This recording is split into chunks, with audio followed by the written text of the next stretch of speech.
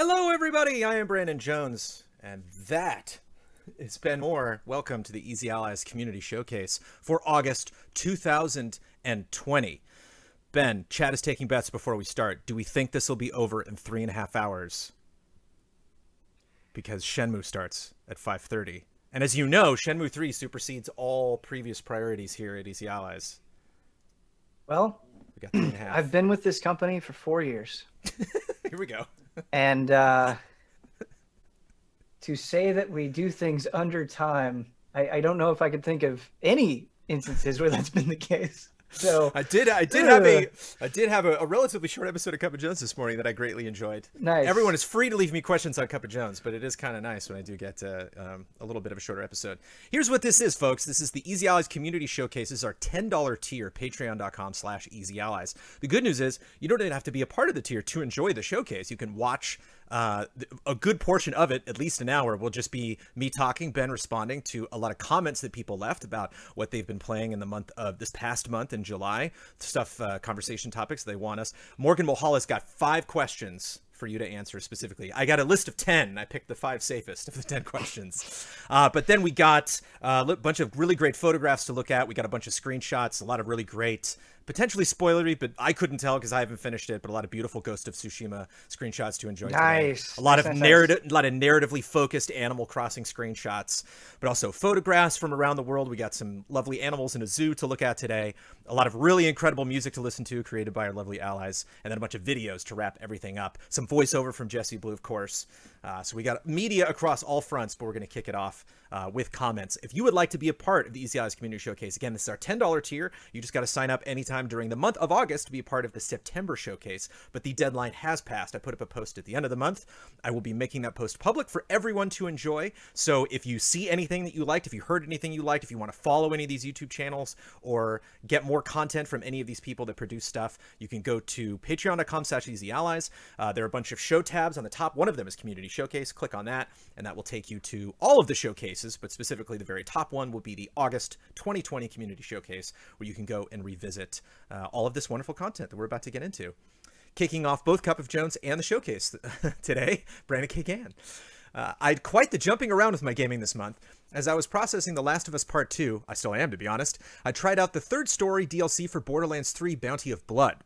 It's enjoyable for the most part, something mindless you don't really need to have to put any real effort into, although mixing Wild West themes with some feudal Japanese aesthetics is pretty unique and a nice setting with potential. After getting past that, I played Deus Ex Human Revolution for the first time. Good game. And I'm more positive than negative on it, though those qualms are significant. To start with the positives, I think the story's really good, from the opening scenes to the final choice you have to make. There are only a few side quests, but every single one of them is well written and worth following through, if you can find them, of course. I like a lot of the level design as you have several options in how you go about completing your objectives, though it is quite clear the game really wants you to do everything stealthily if you can. But my favorite part is the conversation system. Did you get an emphasis on stealth, Ben, from in Deus Ex? I mean, that's the first time I've heard of that, actually. Stealth is absolutely advantageous, but I think it's kind of hard for me to comment on specifically because if given an option in a game like that, right, in an immersive sim, I choose stealth. Mm-hmm. And so, like, whether it was emphasized or not, I would have chosen it anyway.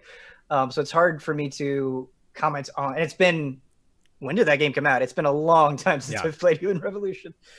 We did a retrospective on that game. You know it's been a while. Yeah. At certain times with key characters, you'll be given 3 options, and all seem like they could lead you to your goal. Personally, this is better than similar dialogue trees like Mass Effect, because those trees are easier to see. Easier to see, this is the good answer, that's the bad answer. However, my issues primarily revolve around being forced to play a certain way. Every boss fight, you must be combat focused. So if you invested in being stealthy first with the lack of weapons, you're kind of screwed. Also, there are a couple of times where you're actually on a timer, but with the exception of a passing comment or two from a character, you have no clue how much time has gone by or how much time is left. This is especially irritating when the outcome is permanent, so I felt rushed at times and was forced to play in a way that I wasn't at all prepared for. All that said, I'm going to try Mankind Divided, hopefully next month, to see if I like it any more or less, but the last game I played in July, Superliminal, is awesome. This is a puzzle game where everything is about perspective and making things bigger or smaller to progress. Depending on how easy or difficult you may find some of the puzzles, it can take anywhere from a couple of hours to an entire day to get through, but none of the puzzles feel cheap or unfair. Not since I first played Portal have I felt so awestruck about a puzzle game, and I recommend giving this a shot. I want to talk about the best parts, but that would be spoilers, so I'll conclude by saying the ending is so uplifting and heartwarming. Nice. The ending of Portal is not. Portal is very not uplifting or heartwarming. That game, I wouldn't necessarily say it's on my backlog, but every time I'm like reminded of that, I'm like, yeah, Superliminal. I think that it just seems like a game I would enjoy. It just seems like a game that would make me happy. It's funny that he brought up the Human Revolution's boss fights, because it was like, oh, right. Yes, those were definitely one of the weakest aspects of the game, for sure. Cesar Villa. Hello, Ben and Brandon. July marked the end of my Hyrule adventure in Breath of the Wild. And while I initially thought I would end up writing around 6 community showcase entries about the game to express all my thoughts, after watching your spoiler mode and a conversation of, boy, that would be fun to go back and watch the Breath of the Wild spoiler mode. It's been a while since we recorded that. And a conversation of a similar nature between James Rolfe and Mike Matei at Cinemassacre, I realized that most of what I wanted to say has been expressed already. So never feel bad about re-expressing thoughts here on the showcase. This will be my final entry on the subject. I spent 4 months running around those fields, mountains, caves, dunes, and shrines, and at some moment, I stopped and questioned, what's so great about this game? After thinking about it, the only answer I could come up with is the world. That world that feels so tight and consistent, it made me wonder whether Nintendo had a topographer and an anthropologist as part of the development team. There's this zone called Taobab Grassland, located roughly between Lake Hylia and Spectacle Rock, where you can find a few regular horses and a big, very menacing black one. The only way out of that place is riding through a zone called Osira Plains, a place where a couple of Linnells are just there chilling. This is just to refresh your memory, see if you can remember that zone. On my way out with the big horse, I turned the camera to face Mount Grenache, the one that separates the path from Gerudo Desert, and there are these trails leading up to the mountain. At one of those trails, I saw something that looked like a face coming out of the ground, but thinking that my imagination was playing tricks on me, I kept riding out. But not much farther ahead, a similar sight caught my eye. And this one, there were 2 face-like figures coming out of the ground. I got off the horse and went there to have a better look, and yeah, those were faces or heads on the ground that looked similar enough to the Gerudo heroine statues. And that's when it hit me. This is supposed to be a quarry. This is where Gerudo people of ancient times built those giant statues, and these are the leftovers, rejected, or unused remains. There's no prompt in the game to support this idea, or at least I didn't find it, but it really blew my mind that attention to detail was put into the game. And to end, a funny little story. After I had been playing for a while, my wife said to me, I think I would have liked to play that game with you. It looks fun. I asked her what part of it she had seen caught her attention, and her reply was, I like that you can change outfits and the cooking looks like fun. That is, without a doubt, the girliest thing my wife has ever said to me. Estamos in contact. Caesar. You like changing outfits and cooking. I do. That's very true. And Breath of the Wild. Yeah. Breath of the Wild, man, it's going to be one of those games where you just wish you could experience it for the first time all over again. Yeah. We'll get to you soon. We'll get to Breath of the Wild too. Yeah, it's gonna be. I think I'm most interested to see what is revisited in Breath of the Wild 2. Like what areas we go back to. If that trailer was just a tease, we're actually going to a totally different zone, or if we get like that zone and a whole nother thing. One of my favorite, speaking of my wife's adventures, because she very much enjoyed Breath of the Wild 2. It's one of the rare games that we actually played, not together, not co-op, but that she enjoyed, every bit as much as I did. Played all of it except beating it. She never finished it. And I kept telling her, I'm like, it's really great. I'm like, at least you don't have to do the end boss fight or finish the story or anything, but like that last zone is really great once you get into the castle. Yeah. And I think she like peeked in and was like, just went, she was like, I love the world, just like Caesar said. Mithers with a very short but emotionally filled comment. Ben, shave face hair. Me sad. The good thing about face hair is it grows back, as you can see. We're both prickly today. I love it. Yeah.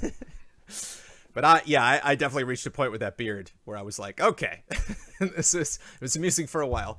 I definitely enjoyed all the compliments from chat, but definitely ready to move on. Morgan Mohala. Hello, Jones and Ben. For my community showcase post, I would like to have Brandon interview the guest with an assortment of broad-ranging questions related to life and video games. There's a list of 10. Please pick 5 that you like and feel free to skip and replace any unsavory or outlandish questions with a different question from the list. Love and respect, Morgan Mohala. All right, here we go. If anime never existed, what would you like to have had risen to prominence in its place? If anime wasn't around, what should be as popular as anime? Universal healthcare. There you go. This universal healthcare might come up again in a later question from Morgan. Number 2, I am a huge fan of Don't Skip, but have very little time on my hands for games. Between Final Fantasy VII Remake, Devil May Cry 5, Doom Eternal, and Dragon Quest XI, which would you recommend that I do skip? I will really skip this game. None. I like the honest answer to that question is none. I think all of those games are worth experiencing. I think it's okay if you don't experience them all immediately, but oh man, I don't know if I could comfortably say yes, skip this game because and this is why it's always tough with these questions. Like I get it all the time where they're like, should I play this? And it's like, I don't know you. You know, I don't know what you like. I don't know how much you know, if you were to tell me like, you know, I'm usually not feeling JRPGs, I probably would say maybe skip Dragon Quest XI because it probably won't be for you. But if you like them, then you can't miss it. So it's really, I know this is a shitty non-answer, but it's impossible to nail one down.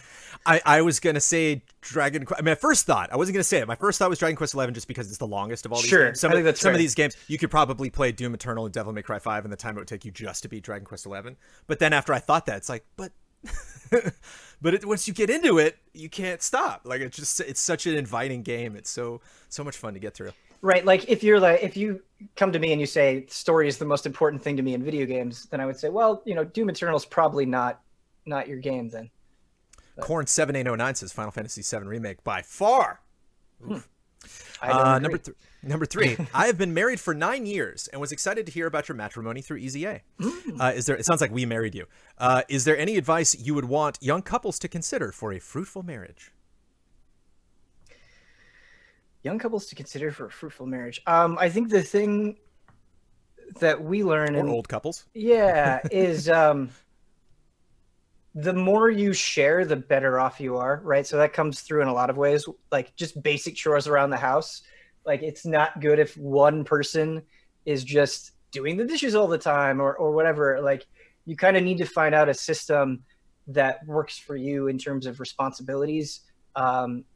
Because when you both feel like you're kind of doing your part, I think, you know, you just avoid butting heads or getting annoyed with each other. So that's really good.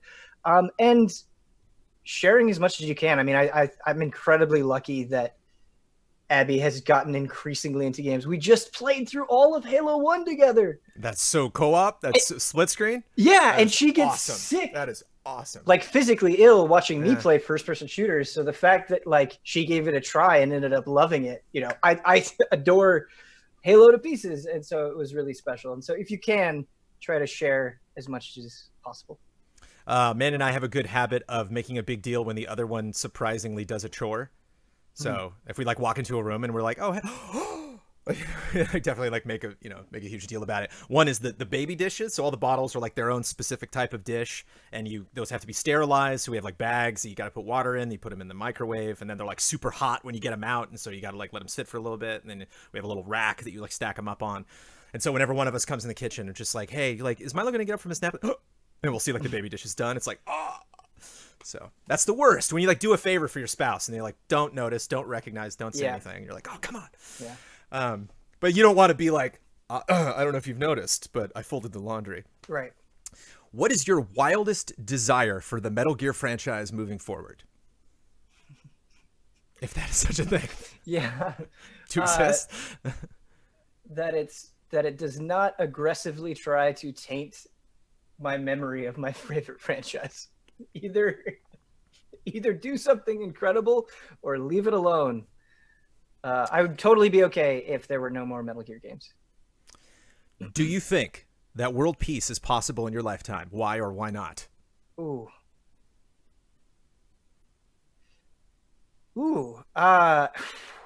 That's a lot to think about. You should see the questions I skipped. Do I think it is possible?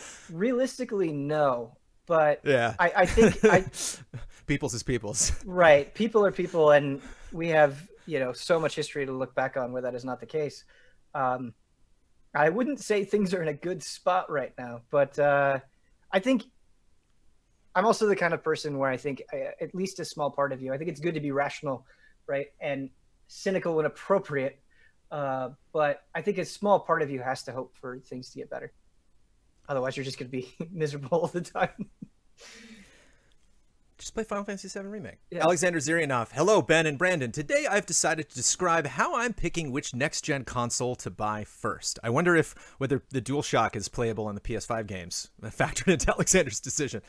I thought you may be interested to hear about perspectives that don't involve hype. Step 1 is deciding whether I need these consoles at all.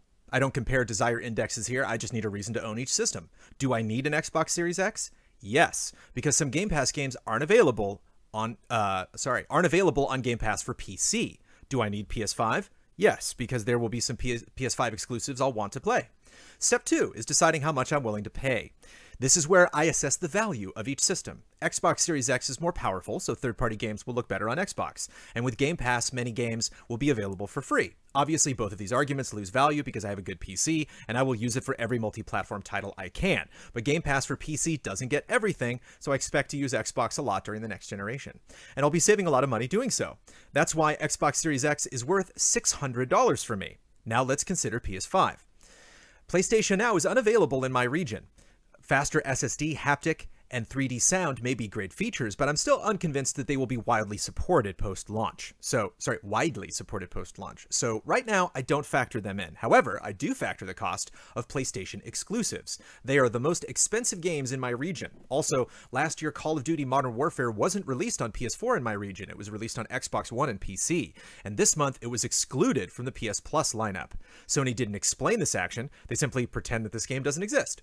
So I consider PS5 a risky investment because there's no guarantee that something similar will not happen again. Because of that, I'm not willing to pay more than $400 for PS5 with an optical drive. With such high game prices, I need to access the used... And the reason why the optical drive is because with such high game prices, I need to access the used game market.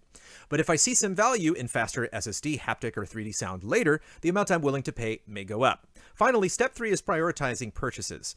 This will be used in case both consoles will meet my conditions simultaneously, and I will not have money to buy both simultaneously. It's simple. Game Pass games leave the service after a while, so I will lose value if I buy Xbox Series X later. PS5 games go on sale after a while, so I'll be saving money if I buy PS5 later. So I'm buying an Xbox Series X before PS5. And that's it. Basically, I want to maximize my enjoyment of gaming for each dollar I've spent. It's very similar to choose which gear to buy in an RPG to maximize your character's stats. Very, very similar. I wonder, is it a good idea to use gaming skills in real life?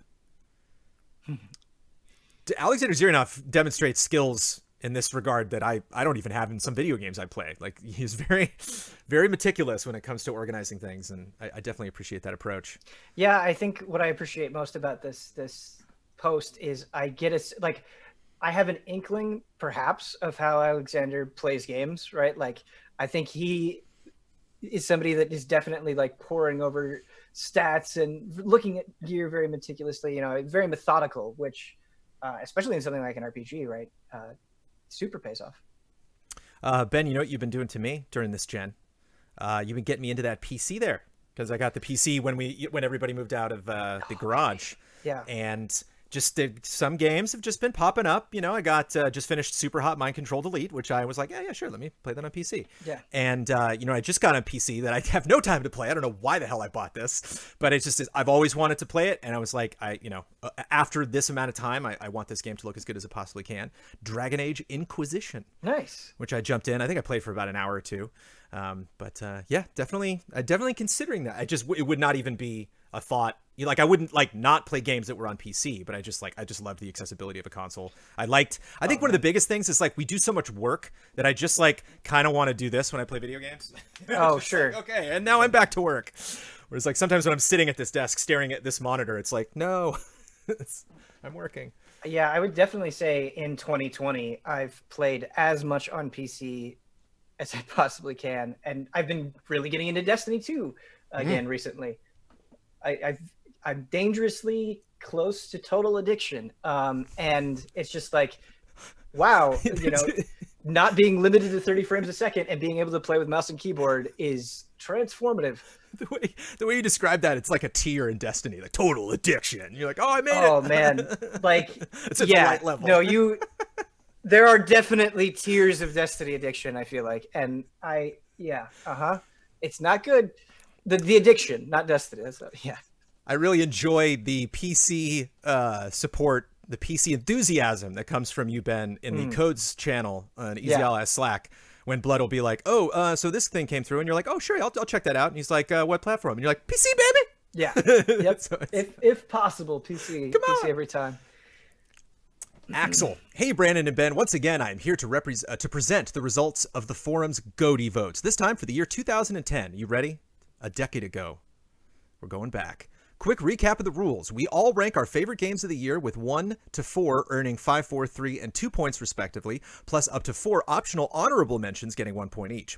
In case of a tie, the game with the most top votes gets the highest rank. And here is our countdown. At number 25, Battlefield Bad Company 2. You said this was points. 2010 Game of the Year. 2010 right? Game of the Year. Cool. Number 24, StarCraft 2 Wings of Liberty. 24. I maybe would have put that a little bit higher. Although at 9 points, although 23 is pretty good. Scott Pilgrim versus the World, the game, at 9 points. I want to listen to Another Winter right now. That's the infamous Scott Pilgrim game, right? Yes, the one that you can't get anymore, which is heartbreaking. Number 22, Ace Attorney Investigations Miles Edgeworth at 9 points. Number 21, the infamous Skate 3 at 10 points. Number 20, 9 Hours, 9 Persons, 9 Doors at 11 points. Really happy to see it represented at all. That game is great, yeah. Number 19, a Huber favorite, Enslaved Odyssey of the West at 11 points. I also really like that game a lot. Somebody showed a GIF. I saw a GIF on Twitter where he was surfing. He was on a little disc, going through the ocean. I was like, oh, I don't know what was in there. Fantastic characters. Number 18, God of War Ghost of Sparta at 11 points. Number 17, 3D Game Heroes, which looked like my jam, but I never gave it a shot. At 11 points. You would like it a lot, I think, yeah. I bet I would. Anytime there's some kind of top-down swordy slashy, it's just there's never enough time. Well, and the customization aspect, I think it would kind of blend different worlds for you in a good way. Speaking of Halo, number 16, Halo Reach at 13 points. Wait, at 16? 16. Maybe a little higher. Maybe a little higher there. Wait till you see some games that beat it, dude.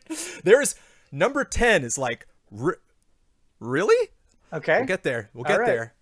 Number 15, Deadly Premonition. You played that one, Ben? Have you heard of that game?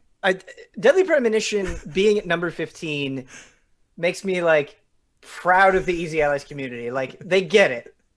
Our audience gets it. Thank you. You understand. Deadly Premonition would not be number 15 in very many spots. Number 14, Nier. Yeah. Okay. Nice. Is it just Nier? There's no subtitle for that. It's just Nier. That's the subtitle. Not here. Yes, it's just Nier. Yep. Number 13, Vanquish at 14 points. Another game I have always wanted to check out. This taste, I cannot handle this exquisite taste. Oh, it'll stop soon. Just wait. Number 12, Kingdom Hearts Birth by Sleep. Yeah, baby. It's fun. It's just fun to go back through 2010. My second favorite. A meal, and it just keeps getting better seasoning. Yeah. Number 11, Assassin's Creed Brotherhood. Very good. Replayed that for a full playthrough. If you can check out Easy Allies Plays. Definitely felt like an old Assassin's Creed game, though. All the stuff I remembered was great, but I was like, ooh, these characters a little slow, a little chunky. I do think Assassin's Creed Brotherhood is great. There are a lot of games that we've talked about before that I personally wouldn't put it over, but I think, it makes sense on the list for sure. Number 10. We finally made it to the top 10. Number 10, with 17 points, beating out Halo Reach, Enslaved, Skate 3, and StarCraft 2 Wings of Liberty. Heavy Rain. No. Yeah, nope. Don't agree with that at all. No. No, not trying to make anybody feel bad. I'm just surprised. I didn't think. I think Heavy Rain is a fascinating game, but no. It's strange though too, because our Twitch chat is completely in agreement, which is strange. With Heavy Rain. Oh yeah, really big Heavy Rain fans in our chat right now.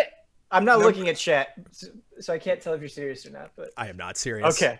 Number 9, Limbo, which I can get. It's tough. It's tough because it is a short game, but boy, has it been 10 years since Limbo? That is crazy. I would not have guessed 10 years. I think I would play Limbo right now and have a wonderful time. Although Lotias really brings up an excellent point. This is more incentive for you to get into the forums.easyls.com and affect these votes. Well, I kind of don't want to affect it. Like, it's kind of nice hearing it unaffected, you know. Also, shout out to you. A lot of people say that you and Bloodworth are popping up in those forums there and saying hi to people. Oh, in the forums? No, I'm on the Reddit pretty often. Oh, that's what. Yeah, I think you just get in there in that community and yeah. I do not. No, I making videos. It's something I wish we could do. I could personally do more. Like I enjoy interacting with people and seeing what people think and all that stuff. I think it's important. I do.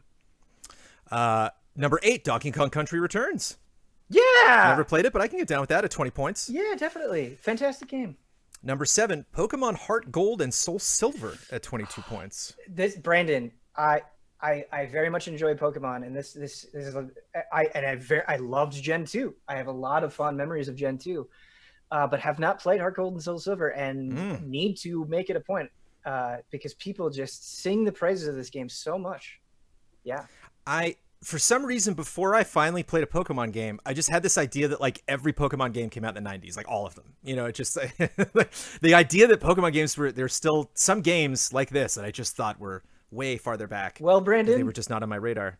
Sometimes Game Freak makes decisions that kind of make that perspective understandable. Sure. Yeah. when you look at the giant body of work, it's like, wow, bet they haven't made a game in a while, huh? You're like, no, actually, DLC coming out this year. But these are all 6, 7, 5, 4, 3, 2, 1. It's just masterpieces. Civilization 5 at 6 at 24 points.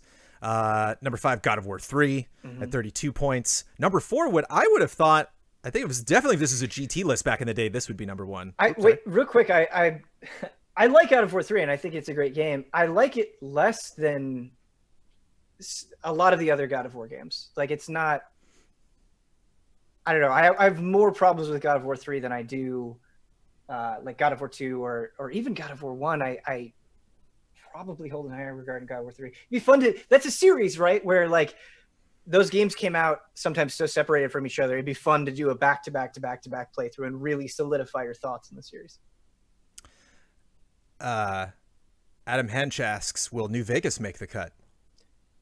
We will see. Number 4, Super Mario Galaxy 2, which I thought was definitely a contender for number 1. I remember this goatee. I think we definitely gave it to Galaxy 2. Number 3, Fallout New Vegas. There it is. We did 38 points. This is what I'm talking about. Fallout New Vegas is incredible. And the fact that you recognize that Easy Allies community, it shows something. Caliber. There's a Ben game that is not on this list at all. Yeah. And we'll get to that in the end. Do you know? Well, Brandon, I actually was looking through the community showcase post, so I know what you're going to reference. Okay. Yeah. Number 2, Red Dead Redemption 2, 62 points. Love to see it. Yeah. Oh, sorry, Red Dead Redemption. Sorry, just the OG. Which it has see, that's the thing. Like 10 years since Red Dead Redemption, yes. 10 years since Limbo, doesn't feel like it. And number 1, which I completely accept over Red Dead Redemption, Mass Effect 2 with 91 points. I can't disagree with that. Red Dead Redemption and Mass Effect 2 running away with this list, and I'm totally down. A few fun facts. Mass Effect 2 got 14 GOTY votes out of 43 participants. Landslide. It's also the first EA game to win our top crown. Red Dead can't seem to win these. Second place, like its sequel got in 2018. How does that feel, Jones? Mass Effect 2, from what I've seen and heard and experienced, having not played the game, I will totally allow that. The top 3 are from Western developers. The top 3 are from Western developers. How does that feel, Ben? Western developers for the top 3. Yeah, I saw this comment that he made, and I know it's just a good fun, but I love Western developed games. I just love games in general, so that's totally fine. Bayonetta also scored 9 points, but didn't make the cut. Now that hurts for sure. I would imagine because just a lot of people haven't played it. Yeah, I would imagine that a lot of people haven't played it for sure, but you can correct that today. Yeah. Now that we've been through all the years in the 2010s, we're doing a Game of the Decade vote, where the only games eligible are the ones who made our top 25 for each year. Oh, wow. Oof. That's really cool. Oof. Best of the best. People can still vote now, so join us. Again, forums.easyallies.com. Who's kind of corralling all of this? Alex is the one, I don't know who made the post, but Alex is the one that always brings it to the showcase. Okay. And so kudos to Alex. Thank you. That's such a fun thing to do. Yeah, I mean, aside from what deserves to be at what slot, it's just fun to remember that Halo Reach and Deadly Premonition came out in the same year. It's fun to go revisit that stuff. All right. Joseph Caruso. Hey, gentlemen and chat. I want to highlight something Mr. Ben Moore said a few months back that really stuck with me. I don't remember the context of the discussion, but Ben said that if the Doomslayer and Doom Eternal delivered one-liners during each glory kill, it would ruin the game. I can't help but agree 100%. Doom Eternal is incredibly fun, but pure gameplay can only take you so far towards a satisfying experience. The visual and audio feedback, the downtime between the action, the dynamic music, the embrace of silly video game logic, and the stoic nature of the Doomslayer are just some of the reasons that an otherwise basic activity like shooting monsters is so satisfying. And yet, that perfect concoction of a video game would be terrible if the player heard Duke Nukem-esque one-liners throughout, like adding garlic to some perfectly baked brownies.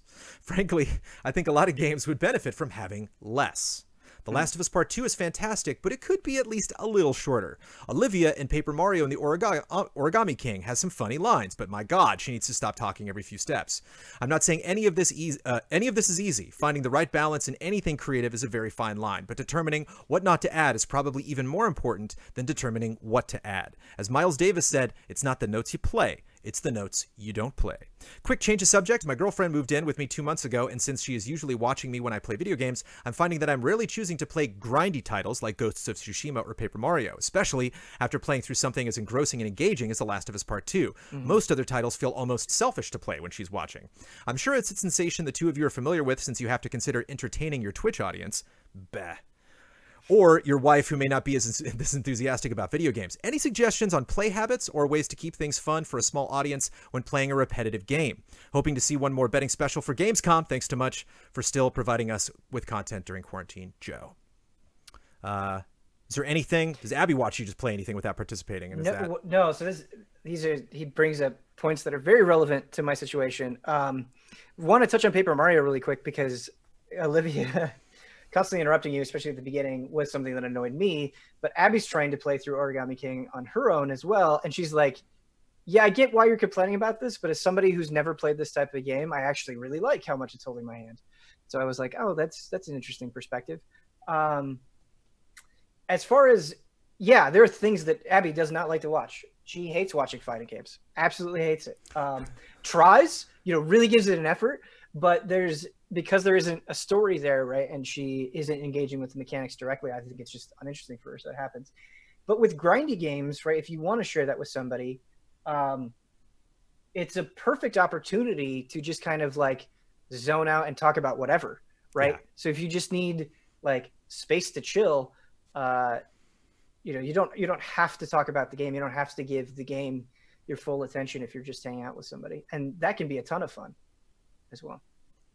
Agreed. And I just want to mention that I always feel this way whenever I play a game and you have like a co-op partner or you're like in a team or something, or the character that you are playing like says something as they do like a finishing move, and it's funny. It's like a good line, even if it's like a licensed game, it's like a great representation of the character. And I'm like, ooh, good line. My second thought is always, damn, I'm going to hear that 60 more times before this game is over. There's this like pitfall, like, and I've always wondered if any game has ever been coded to consider what was just said. Because sometimes I'll hear like the same line 3 minutes later, and it's like, shouldn't there be a thing? Like, I know these are random, but like, shouldn't there be something in there that's like, okay, you cache that chip. Now you don't, for the next 48 hours, be quiet. Even to the point where like, I wouldn't mind it if some games, they just stop talking. you know, they realize like, all right, you've been playing this game for 60 hours. Let's just stop. Yeah, or at least some button in the options that's just like, disable boring comments. RF Switch. Greeting, Jones and Bren. I promised a video. I could not deliver. Been there.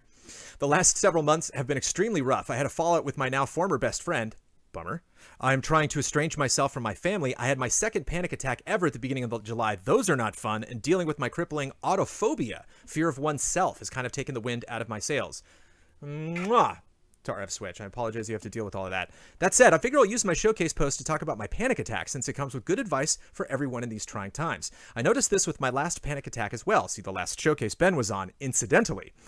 that both of my panic attacks have come from a combination of overworking myself along with severe anxiety and stress, a dangerous mix to be sure. As such, I have realized that in order to keep myself from mentally and emotionally self-destructing, the best thing to do is to step back and take a breather.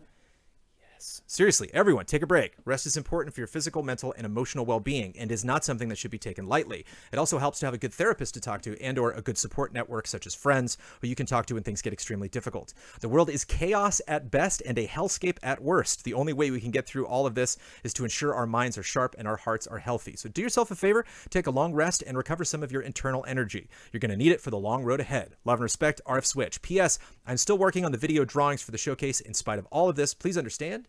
And I thank you for your patience. Take your time. Again, you're the one doing us a favor for that $10 support. That's right. On Patreon. Boy, oh boy, Ben, I could talk about taking breaks. I could talk about anxiety attacks. I could talk about panic attacks. I took a very long meditation sesh because for some reason I woke up like a nervous wreck this morning. I don't know why. I think just I get nervous about the showcase. There's just a lot of moving parts. Some people have issues donating or posting stuff. Like posts get deleted. Media is weird. And so I just know, like, and almost always there's one thing I forgot. There's just one thing that went wrong. I like doing it on Mondays. I like doing it after Cup of Jones, getting it out of the way before we get on with the rest of the week. But like, for some reason, man, I got enough sleep last night. I managed to get work done and went to bed at a reasonable time. I just got up this morning and I was all jittery. Yeah. And so I did Cup of Jones. And then I went right over there. We got our guest bed in the garage here, and I just sat there, you know, got myself all nice and cozy with the pillows, and just it was funny. I like started breathing, and was just like, okay, everything's fine. Just, you know, just breathe it out. And then I had the speakers on my computer, and Slack went, and I was like, no. Yeah. I went over, like, turned PC audio off. I hate those moments where you finally are like, okay, I'm going to end my day, and you just try to mentally put yourself in that space, and then you forget to turn something off. Right. And you hear that ding and you're like, oh no, they pulled back. Because there's sometimes it's Huber being like, you're like, here's, you know, I like Huber just posted a picture of JPEG. Yeah. Thanos. Just Thanos. He literally just Thanos. Yeah. Just Thanos. Like it could be that. Right. But like for some reason I hear that, you know, that little, you know, that little notification sound. And it's always immediately it's a message in my brain of like, you did something wrong. I don't know what it is. Somebody's calling you out on something. And I just want to say, I thought about this because there was one podcast that I missed and therapy came up because somebody was talking about therapy and the panelists that were on there said really great things. But I was cutting the podcast. I was like, I wish I could just say one thing because I've actually had some really, really great breakthroughs in therapy the last couple months. And the thing about therapy is like Amanda's my best friend in the entire world. Like I could tell Amanda almost anything, but it doesn't matter who you talk to. If you have siblings, parents, children, you know, spouses, you know, professional relationships, friends that you've known for years, inevitably you're going to run into something with that person. There's going to be some sort of wall that, you know, I don't think you need necessarily to get rid of. There's just something that you're gonna be like, well, I don't want to be that honest with that person because there might be some issue or something just internally that I'm dealing with. That's a therapist. That's what's great about a therapist. Just to have somebody who's like, it doesn't matter. Like I can just throw whatever at this person and they won't judge me, you know, and we don't necessarily have to solve the situation in an hour. It's just nice to, so again, like cause I had this mentality before I really got into therapy of like, and again, I'm not saying like you get a therapist, but if it's something you've been thinking about, of like a problem solving situation where it's like, I go to a therapist, I talk to them, they give me the answer. That's the answer. I go do it. Sometimes that happens, but really it's just about talking. It's just it's a lot of times you'll be like, I have this issue and then this is going on in my life and then this happened and I felt this way about it. And wait a minute, I know what to do. Therapist, it's like, hey, I'm glad I could help. You know, it's just nice being in that situation where you can just talk. So to kind of expand on something that RF said that I've learned the hard way is the importance of taking a break. And I was at a point where anytime I would try to relax or take time away or take a break, it was, I couldn't really enjoy it because I was like, oh man, there's so much to do. There's so much to play. There's so much to talk about. There's so many, you know, projects to work on. And it's good that you have that sense, right? It means you're invested and that you care, but it's also really important to hit the pause button on things for a while and be like, yes, there is a bunch of stuff going on, but like for my own like mental health, I need to step away. And I think forcing yourself to take breaks, not feeling guilty about taking a break. Yeah. And prioritizing that is really key to long-term happiness. So, yeah. I recommend Anxiety as an Ally. I'm almost done with it. I've been reading it off and on by Dan Reichert, who talks about his experience with anxiety and trying various medications and stuff like that. And to me, the most interesting part of the book is when he had panic attacks and he couldn't figure out what the hell was happening. And he got it. His first one was we went to go see Return of the King. And he got a panic attack in the middle of the movie and was like, what? And he had to like leave and go to the bathroom and calm down. And then he went to go see another movie 3 weeks later and got another one. He didn't get another one because he was now freaked out about movies. He got another one because he was reminded of having the first panic attack in a theater. Yeah. So his brain was operating on levels he was not even cognizant of. And like, that's what's crazy about the human brain. And that's the thing about meditation and a lot of these breathing, pausing practices is you don't, in the moment, feel it working, but it does, because your brain is, it's like when you get, voices in your head just telling you what to do, or bullying you, or, messing with your self-esteem. It's just like, who's doing this? Am I doing this to myself consciously? Or is this just like, it's, some people's brains work at different speeds, and it's good to understand that stuff. Tyler Gardner. Hi, Ben and Brandon. Just a quick post this month. About 2 weeks back, my cat Tony of 15 years passed away. To Tony, everybody. Oh, man. To Tony. Yeah. It's been a pretty difficult loss for me, and it's been with us 3/4 of my life. So it's really like losing a friend. When I was in high school, I lost my cat Fearless, and he was as old as I was. My parents got him when they got me. So he was my buddy of 17 years. I just want to thank EZA for being a good distraction during the times I'm particularly feeling down. It really is a blessing to have your videos that are constantly filled with good vibes. Hopefully next month, this post will be back to the normal gaming talk. The backlog must be taken down. Love and respect, Tyler at TMGM528. East and West are such a part of our lives that we constantly talk about. Like, we don't know what we would do. We'd be emotional wrecks if anything happened to them. Fun fact, we just before this showcase, Blood and I recorded a conversation, Cyberpunk preview, and we had to re-record the conversation because my cats were howling at each other and chasing each other around the apartment. Yes. So I didn't want to do a Cyberpunk preview as they were screaming at each other and have that take away. So, boy, the working from home, unexpected things happen. This one time, Norbert was in the bathroom with me, and he was up on the counter, and I was like, hey, buddy, I was brushing my hair. It's just like pretty soon after we got him. And I was like, oh, hey. And I gave him like a little brush with my comb. Yeah. And I was like, oh, a little scratch. And he was like, oh, that was the best thing I've ever experienced in my whole life. And I was like, oh, I'm glad to make you happy, buddy. Oh, no, what mistake did I just make? Right. It's just like, now he's going to demand it. Take a shower. I can't go to the bathroom. I can't do anything. And he's just like, oh, he's like hustles in there. Gets up on the counter. I'm like, dude, the brush is in the drawer, man. I don't have time right now. Yep. Cats.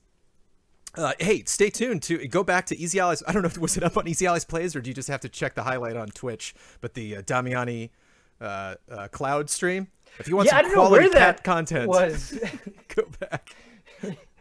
Go back into the archive here on Twitch. Some good stuff. Happy gaming. Hey there, Ben and Brandon.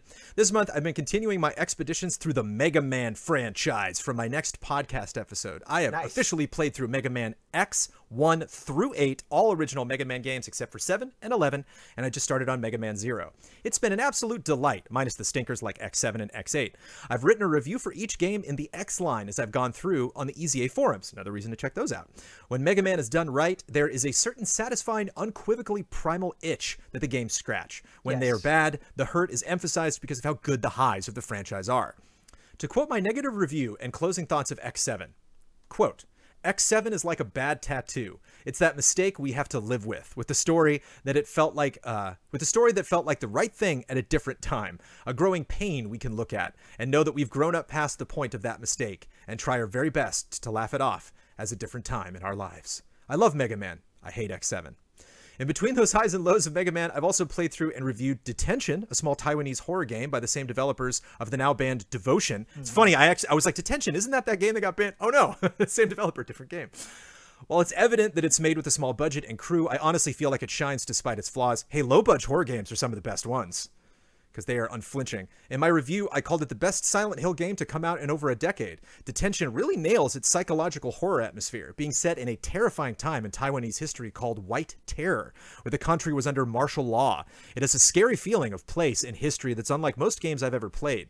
In my review of this one, I said, with the tribulations of financial difficulties come a unique triumph of heart. Detention feels personal, and it's incredibly rare to feel as connected to a time and place that you've never experienced. I don't just wish that more games explored periods of history and culture in ways such as this. I wish that horror prevailed in other games of today as much as detention does. While I've always loved writing reviews... Hey, love review quotes. I don't know if you know this, Ben, but I like reading reviews out loud. While I've always loved writing reviews and more recently my podcast, I've been frustrated lately putting myself into a self-deprecating state where I compare my own work against others. A YouTube creator I discovered inspired me, though. Her name is I'm Food for Dogs. IMFOOD, the number 4 dogs. She's maybe in her 60s and makes videos about JRPGs and visual novels. Seeing her shattered my expectations of who can make original content. It made me feel like I can be comfortable being myself, making my own things. I recommend checking her out. I also owe the members of the EZA forum a big thanks. I've been given, they've given me a safe and welcoming place to start posting reviews to get back on my feet. Maybe next month I'll have a video review or something similar to share. Brian from Happy Gaming, who is also definitely a fan of meditation. Lots of good forum vibes, lots of good meditation vibes, lots of good Mega Man vibes.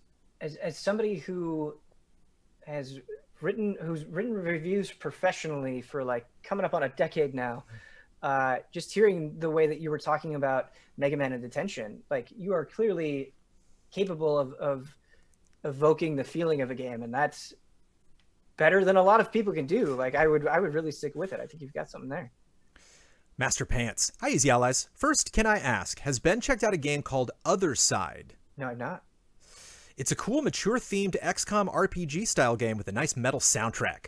It's on Spotify, I'm assuming the soundtrack, if anyone wants to check it out. Secondly, from the guy who spent way too much time on the Steam Summer Sale, never satisfied, I come to you with my current top 10 most wanted games list. All right. Yakuza, number 10, Yakuza Like a Dragon. This is troublesome. I'm still playing through my first Yakuza game, Yakuza 0, but this one looks fun too. I might skip ahead next gen. Number 9, Chris Tales. It's nice to see a game with a unique visual style, especially a turn-based RPG. Plus, it's cool that it was developed in Colombia. Number 8, Marvel's Avengers. This could be a mistake, but I can't help myself. I think that is exactly my feeling. I really appreciate that honesty. Yeah. I am a sucker for it against my better judgment. Number 7, Gran Turismo 7. I love mainline GT games, and I hope this is a launch title. Number 6, Atelier Ryza. Atelier? Yeah. Atelier Ryza. Yeah. Atelier Ryza 2, Lost Legends and the Secret Fairy. Ryza is the hero the world needs right now. Number 5. Boy. Sorry. No, it's just, that is a series I've been meaning to check out since the GT days, and I'm like, I'll get to it. It's just that white whale. It keeps passing me by.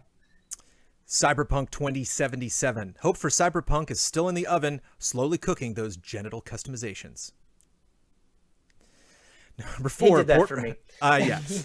Number 4, Port Royale 4. Big fan of the previous game. Part economy strategy game, part ship battle game. Nice. That is definitely the first time Port Royale 4 has been mentioned on the showcase.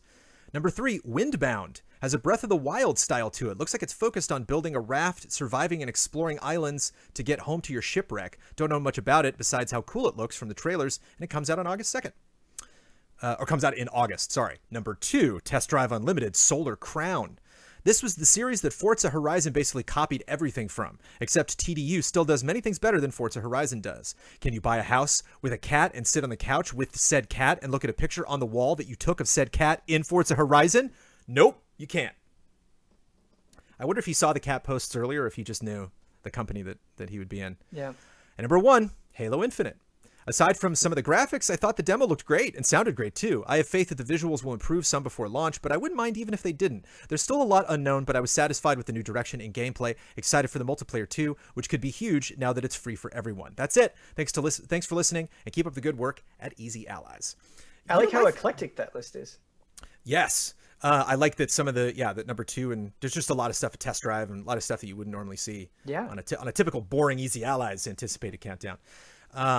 You know, the thing, I actually wasn't surprised. I mean, I think it could have looked better, obviously, but I wasn't surprised by the visuals in Halo Infinite because I knew it was like an open world game. I knew that was like the approach that they were taking. And so whenever people criticize the visuals in open world games I like, I'm like, well, there's obviously a sacrifice that they have to make because you can go anywhere. You can move the camera in 360 degrees. There's just a lot of stuff they have account for, a lot of holes they have to fill, gaps they have to fill. And so that kind of made sense to me when we first started going through it. What bummed me out is that it's like they just run around and beat up some Covenant in that video. Right. I was like, take a base, or they don't do a great job in that presentation of selling that open world part for sure. He like gets in the Warthog and drives like 80 feet. Yeah. And just ditches it. I was like, let's go somewhere. Come on. Right. Tame Kitty. Hey, Brandon and Ben. First, thanks for all you do. Frame Trap and the flagship podcast are a delight. Hey, wait, no, it's on this side. I don't know. What side am I? Go with your left hand. Hit it with your left hand. It's high five. Podcast host buddies. Woo! Okay. The creativity of this community has inspired me to step out of my comfort zone and share a bit of what I've been working on and playing. About a month ago, I left my corporate programming job to take a short sabbatical and work on a budding passion of mine, game development. Nice. Specifically, I've been learning game programming in C++ without the use of an existing engine. I'm using some external libraries, but very much trying to keep those to a minimum as I learn what goes on closer to the metal, so to speak. Shout out to the Handmade Hero YouTube series. I highly recommend it for those who want to learn ground-up game engine development. This month's showcase snuck up on me, so I didn't get a chance to put together a demo of my current game. Maybe next time. Apart from that, I've also been taking the time to really get back into guitar. I'm about halfway through learning one of my favorite albums, Good Apollo, I'm Burning Star 4 Volume 1. From Fear Through the Eyes of Madness by Coheed and Cambria. Eventually, I'll stream a playthrough of it on Twitch. Killer album. Game-wise, I've been getting caught up on 2 franchises before new entries later this year, Halo and Yakuza. I just started Halo 3, and I'm about halfway through Yakuza 0. I don't know if I'll catch up in time, but I'm having a blast. Again, thanks for everything. Love and respect, Michael, a.k.a. Tame Kitty, in the chat. Boy, this post goes places. I tried to learn, I want to say Unity. I think I really gave it a go for a while. It was like, nope. I wanted to make the dumbest of mobile games, and I didn't even get that far. I was like, I really respect the pursuits that they're taking, though. It's awesome. Yeah. And if you like guitar, we got some good guitar action coming up. Cool. And some good metal coming up as well. Alex AI. Hi, Ben and Jones. How are you today? How you doing, Ben? Doing great. Nice. Hopefully fine. My July was about looking at my backlog and wondering where to continue my 2020 resolution of beating more games. Then out of nowhere, Tales of Crestoria came out on mobile, and while I really liked the cast and the overall plot, the gameplay itself was hinging too much on the gacha mechanics for my taste. However, this game is a gallery with screenshots and case art for all the Tales games. Looking through the rich history of the series and watching all the animated intros on YouTube, I realized I've only beaten 2 Tales games, Tales of the Abyss, which was amazing, and Tales of Hearts on PS Vita, which was quite short, with fun combat and a mass story.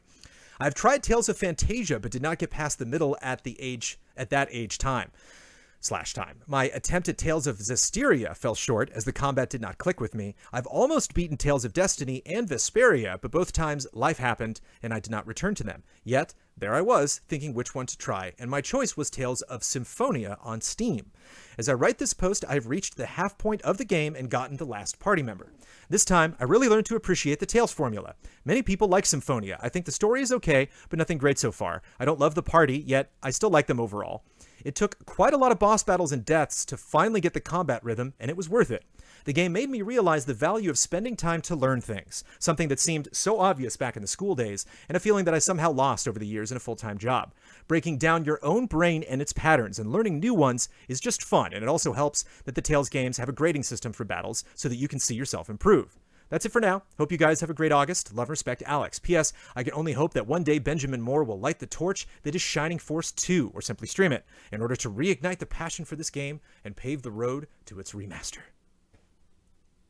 I love that enthusiasm and optimism. Like, if I carry the torch for Shining Force 2, it will get a remaster. Like, all right, let's go. But no, that's awesome. I love that there are lots of Tales comments in chat, and like they're all about different Tales games. Yeah, it's like Final Fantasy, you know, like we all. Him talking about Symphonia, that was the first Tales game I ever played, ever, and man, I just remember at the time, you know, being a huge Final Fantasy fan and enjoying Phantasy Star and all that stuff, how incredible and new and exciting that action combat felt at the time. Stephen Beaumont. Hey, Ben and Brandon. Once again, I write this with the nostalgia of my high school year's essays in the 11th hour with no preparation.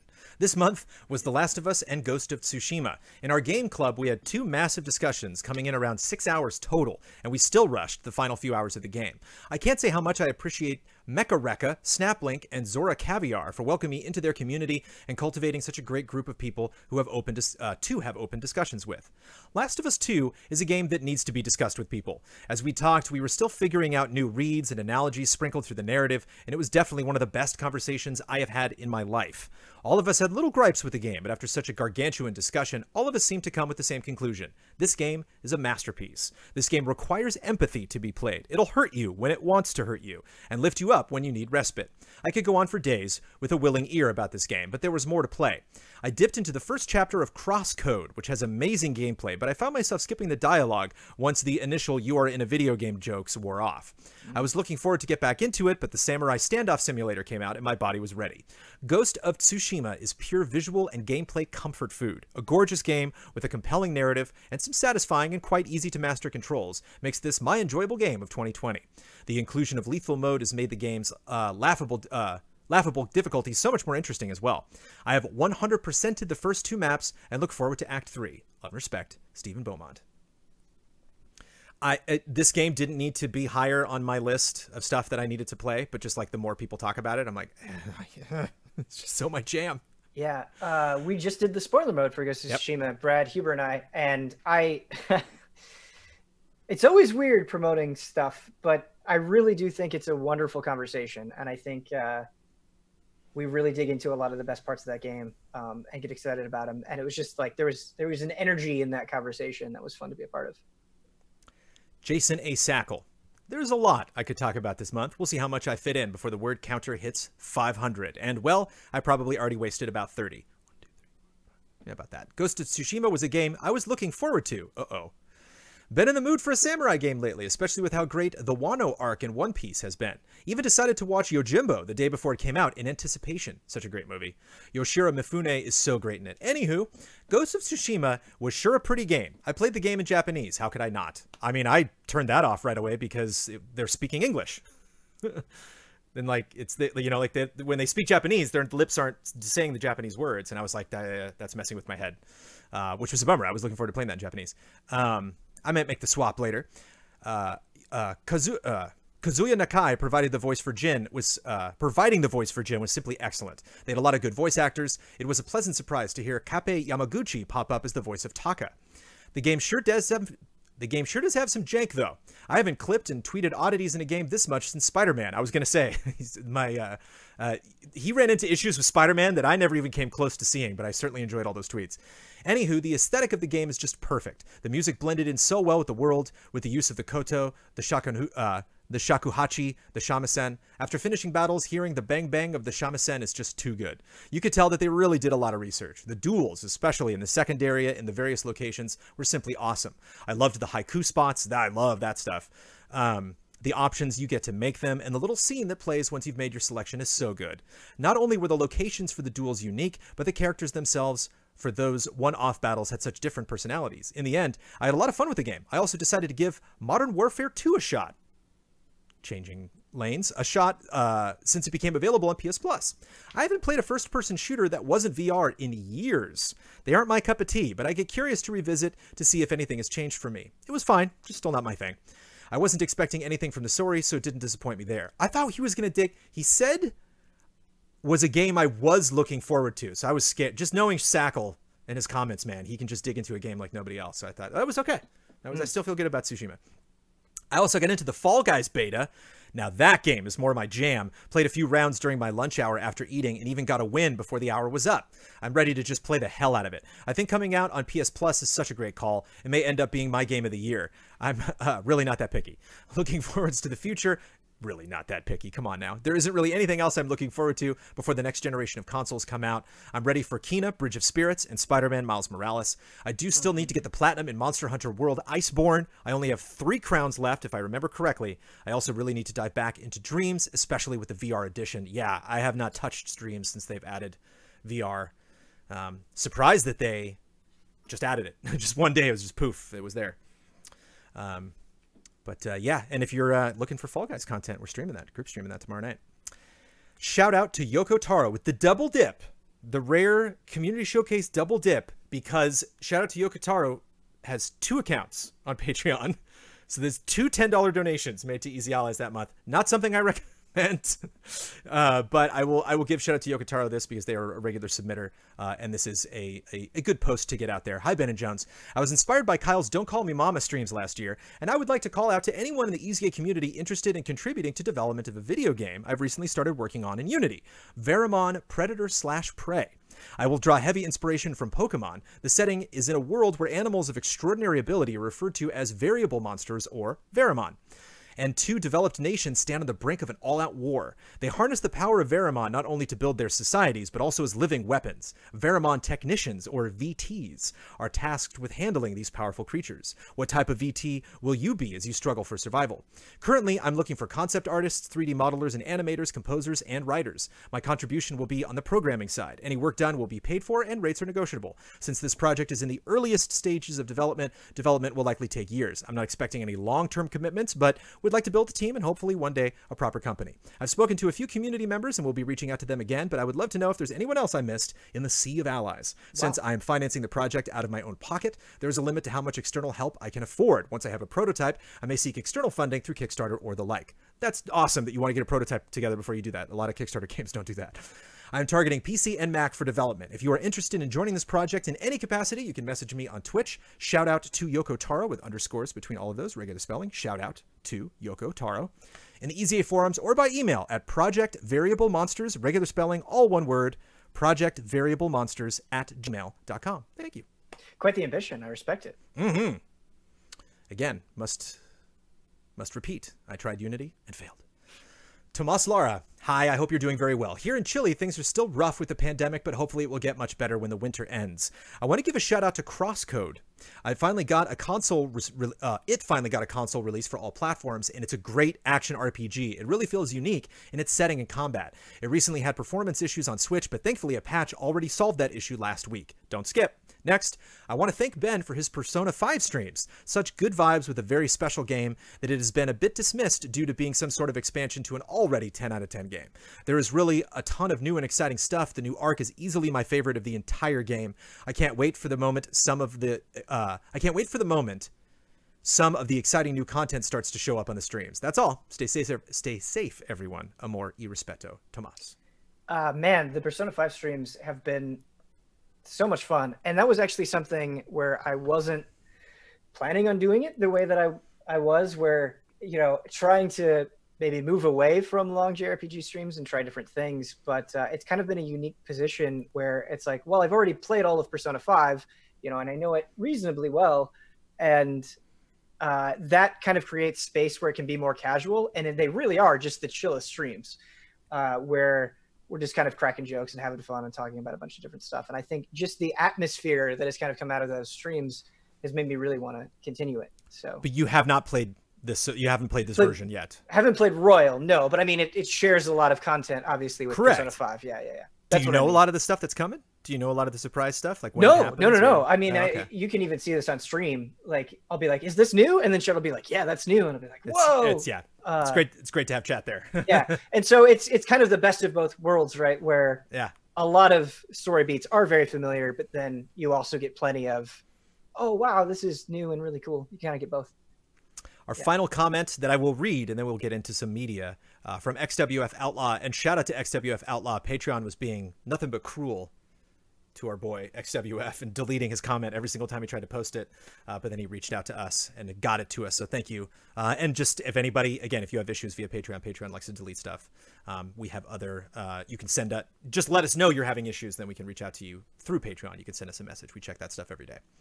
Good afternoon, Jones, Ben, and chat. At the beginning of this year, I've mentioned I've been planning to make my return to the community showcase on a more regular basis, but then Quarantine happened, and I had a lot of changes in my personal life. I lost my job of 14 years. I had to pick up additional shifts at another job to make up the loss of income. However, I'm thankful that my current employer has been very understanding of the situation, and as a frontline worker, I've been given additional hazard pay and bonuses for extra hours. So, with the extra income I've been receiving as well as the extra free time I have due to quarantine, I decided to put video games to the side and focus my attention these last 5 months toward a new lifestyle.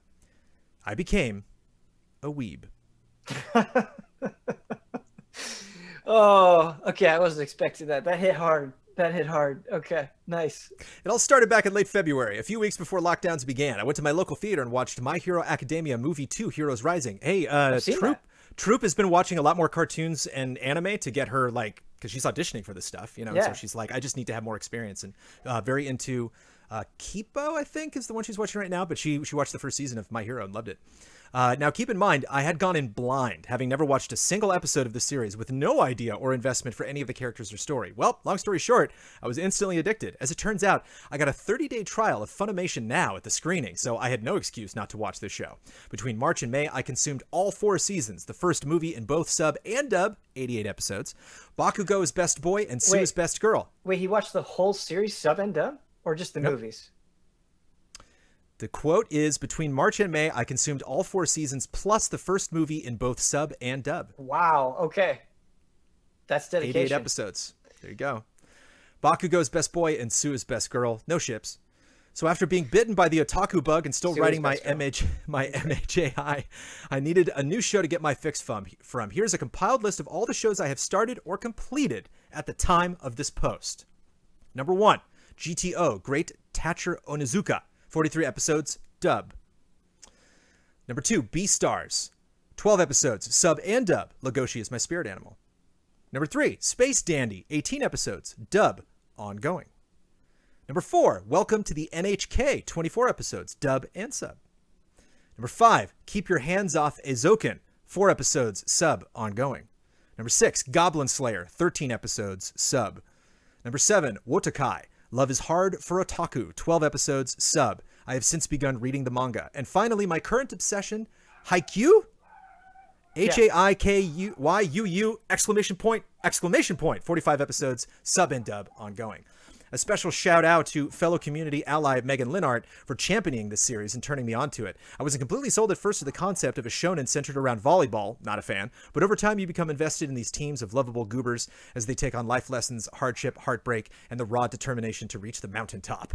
I was pleasantly surprised at being educated about the rules and intricacies of the game itself. So that's all for now. Be sure to stay safe out there and keep yourself occupied with something to watch or play during these difficult times. Whether it's Ben and his 10,000-hour Persona playthrough or Jones and his anime sex games, keeping yourself occupied is a must. X. That reminds me. Gotta watch some of that tonight. All right. It's time for drawing. So what I'm going to do, we're going to take a little bit of a break here. Jones, would this be a good time for a research break? Sure. Okay. BRB. Cool. Share computer sound. Yeah. Optimize screen sharing for video clip. Nah, I'm not doing that. Okay. So then that makes us go away. No, you don't need that. Go away, you. And you're looking at a blank screen, but it's fine. It's fine. Everything will be explained in a moment. Stay with me, everybody. Stay with me. There we go. Hi, we're back. Boop. Hi, everybody. You're watching the Easy Allies Community Showcase. I am about to show Ben Moore some drawings, screenshots, photos, music, video, and one piece of voiceover supplied to us from our wonderful community. Woof. Was that I Dream of Jeannie? It's not, her name's not Jeannie. She's a genie. It's just Jeannie. It's just Jeannie. Was it what the tune? Is that what I was humming? Is that what you asked? How do I stay sane? Meditation, baby. Meditation. And you would think that having a child would make you insane, but actually I asked that on Cup of Jones, and somebody said, could you have advice for a new parent? And I said, you're going to go a little nuts. If you only get a maximum of 3 hours sleep at any given time for several weeks, you can survive, but you'll be surprised at how hard language gets. I would have conversations with people and be like, why can't I talk right now? I'd be like, I would, because I had prepared for lack of sleep. I do that on a weekly basis. I was ready. Oh, sorry. It was great teacher Onizuka, not Tacher. Well, that's what sorry. It said Tacher. And when I'm reading anime names, if it says Tacher, I say Tacher. Okay. I read that to the letter. I'm sure I butchered a lot of that pronunciation stuff. What's that word? Aizuken? Aizuken? I don't know. Wotakoi. It's not Wotakai. It's Wotakoi. Love is hard for otaku. Wotakoi. I do not speak anime. I don't. I just love it to death. You want to tease everybody? You are going to get to see this image colored very soon. Yep, there it is. There's a tease. And sorry for the blurriness. I'm sharing my screen. That's why we're all blurry and gross. I'm blurry. Yeah. What's that, Ben? I can't see over there. Sarah Imshot, greetings, Ben and Jones. Hope you're doing well. Progress has been going better than expected for my webcomic, as I have now started work on episode 4, and by my calculations, I should have 11 episodes done by the time I start with the updates, which should happen next summer. In fact, here's a little preview of episode 4, as well as a little step-by-step of how I'm putting it together. I'll still say that backgrounds are my weakest point, but I really like how this turned out, and I think I found the secret of doing them. Don't worry and have fun with it. Can't wait to share more of this with everyone. Now, with that out of the way, Inktober is coming up, and I now have opened up requests on Twitter to the community. This year, I'll only be doing 10 suggestions, as I want to put more quality into the work and free up some more time to work on my webcomic. As of writing this, I've gotten 3 requests and only 7 free spots left. By now, I should have posted the link to the tweet in question, where you lovely people in chat can now go and submit your suggestions. Hope everyone is staying safe out there. Wear a mask, wash your hands. Black Lives Matter. Much love and respect, Sarah Imshog, aka Sarah Knight. Sarah, I cropped a little bit of this because you can see the software that Sarah was using, where I wanted this image to be as big as it possibly can, because I get to do with this image one of my favorite things to do on the showcase, and that is boop. So you can see the first initial, drawing, and then the lines put in, boop, and then it's colored, boop, and then the shadows, boop. Ooh, I love that. That so is really much. cool. I could just do this all day. I love it. The whole process. But yeah, scale and your style is definitely coming through there. But Yeah. I like the little birdies in the background. That looks great. Jolly. Yeah, I'm excited to get more news on that webcomic. Chum Nguyen. Hi, Brandon and Ben. Warning: some images may be spoilery. I haven't finished Ghost of Tsushima. These are just images of dudes hanging around. I don't know. It's literally just characters like standing. Maybe it's like a boss fight or something, but maybe bail on the showcase for 2 minutes if you want to avoid Ghost of Tsushima. He said maybe spoilery, so I don't know. Number 1, I platinum Ghost of Tsushima. This game is giving you so many photo ops that I had to restrain myself from pushing right on the D-pad. It's gorgeous, yeah. Yeah, so there's that one. Playing those instruments. That's a funny image. Number 2, enjoying a drink with Brooke. I mean Kenji. Yeah. Mm-hmm. See, just people hanging out. Number 3. And being cool with Buggy. I mean Ishikawa Sensei. I think he's got a good photographic eye. Yeah. Nobu and I taking a well-deserved rest. So how does this queue up? Is this like a save file thing? If you fast travel, does it just load in your next to him, or can you manually do this? No, it's like a transition. So sometimes you'll finish a quest and he'll be like this, right? Taking a nap on the horse. So it's like the Red Dead equivalent of him just smoking a cigarette against the post. It's kind of similar to how Red Dead handles it for sure. Cool. Cool. That's number 4. Number 5. Beep. Wouldn't be a samurai game without duels. And boy, yeah. I don't know what it is about me. For somebody who literally captures game footage and shows it to the world as like a job, I don't take that many photos in games. I don't know what it is. It's never something that I've tried to be better about it. I'm just bad at taking photos in general, video game or otherwise. But I'm trying to be better at it. And I didn't do it with Ghost of Tsushima, and I really wish I would have. Ben is on PS1 graphics right now because I'm screen sharing. Yeah. And so technically you're seeing Ben because they still let me give me the images in the corner. But so Ben can see what I'm talking about. Number 6. Samurai starts. I don't pay respect to bears because one threw me off a cliff. I will pet a fox wherever I can. P.S. You can change your weather in the game if you have collected the songs. Just tested it out. Of course, some mission stories don't allow this, and you can't change time unless you fast travel. End of spoiler. All right. And a couple of Chum's works. Nice. I don't know why I drew a person smoking. Maybe because of the eyes. One of the things I love so much about these posts is he will draw something sometime and he'd be like, I don't know. I just drew this. And it's awesome. That's just so crazy to me. You know, somebody who's not an artist in this way, somebody who's not an illustrator, somebody who doesn't color and the stuff, to just have like, oh, there you go. That happened. Just it's let your mind wander, man. Yeah. It's like communing with a ghost or something. You know, you close your eyes and you just like write on a big pad.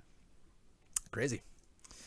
8 didn't really plan much. I like putting her hair going somewhere, going between her fingers. I really like this a lot. That's a good challenge because from what I hear, hands are very, very tough. Love this guy. Love this guy. Like, don't you want to play this, man? Don't you know what this reminds me of is World of Warcraft kobolds, where they have the candle. You know, take candle. This reminds me of, yeah. But like, I'm sold. I'm so, even though there's a little dagger and it's climbing ropes and stuff like that. Yeah. Oh, this is phenomenal. Absolutely phenomenal. I love it. Yeah. 9. I asked Tej a month or two ago if they'd mind me making a companion or someone inspired by Nightlight. This is what I ended up with using watercolor pencils on this one. That's it for this month. Love and respect, Teju Engi.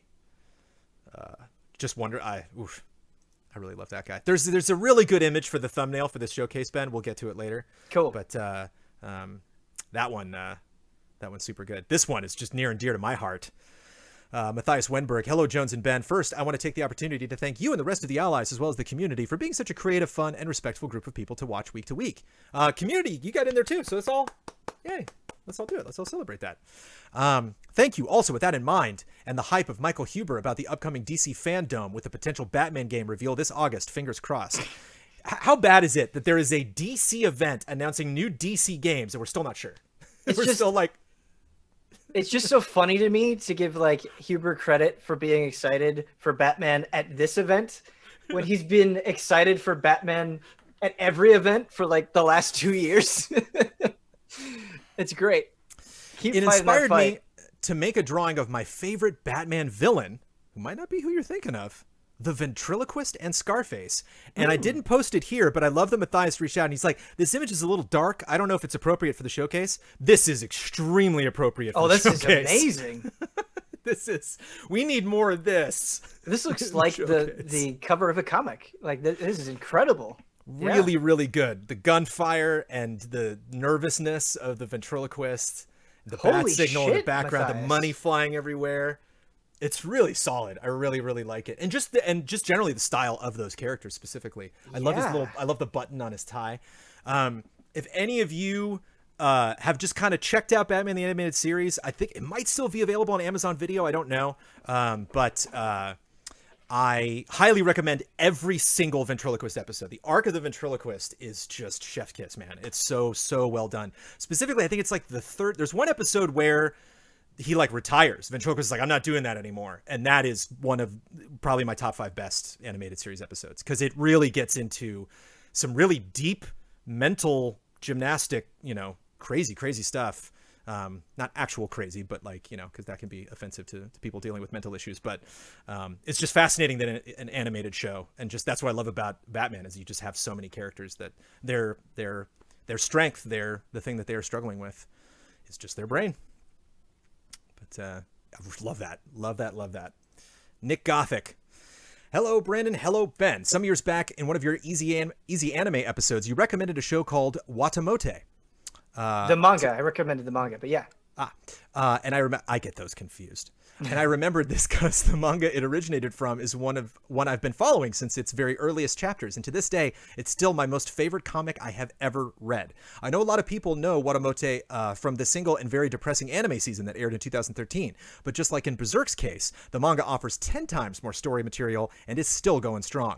Many changes have beset Tomoko's life, as well as new people, and I really recommend reading the comic, especially for those people who feel that Tomoko's life and isolation is too depressing and that the anime leaves it on a sour note. The comic takes a long look into Tomoko's growing pains, but the growth for the better is noticeable, and without spoiling too much, she becomes the brilliant person she was always destined to be and becomes something of a symbol to the people around her. Watamote still has a very crass kind of humor and language, and parts of it can be very questionable. It's edgy and gonzo in a way that reminds me of late-night MTV shows, but if you're willing to chalk it up to dumb kids who don't know any better, it can be inviting and a therapeutic read.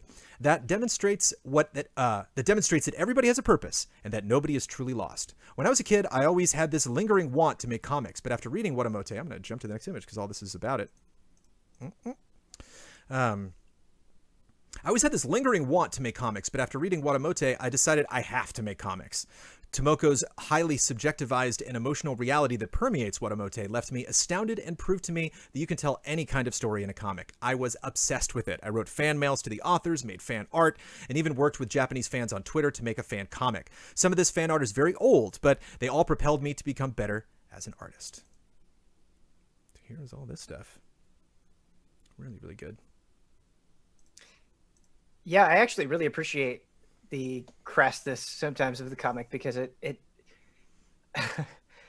the manga, it nails that feeling of being an awkward and confused teenager in a way. Like there are so many shows and things that are like, oh, we're going to have a show about awkward teens. But I think Watamote comes from a place of understanding that a lot of properties don't. And it is uncomfortable. And I think to really capitalize on being, if you were an introverted person, right, growing up, who didn't socialize very well, you have to make it uncomfortable because that's how it felt. Right. And it does a very good job of that, for sure. I like that Nick points out that they had to crop this image because it gets a little not safe for work. It's like, ooh, is it the left side? Is it the right side? I wonder. Good stuff. And one more. And finally, lastly, one for Ben Moore. I was thinking you should pilot one of those awesome Cowboy Bebop spaceships, but I am not brave enough to draw technical stuff yet. So instead, I got you the anime protagonist seat in the best high school and a card game. Stay sweet and humble, Ben. This is amazing. Oh, man.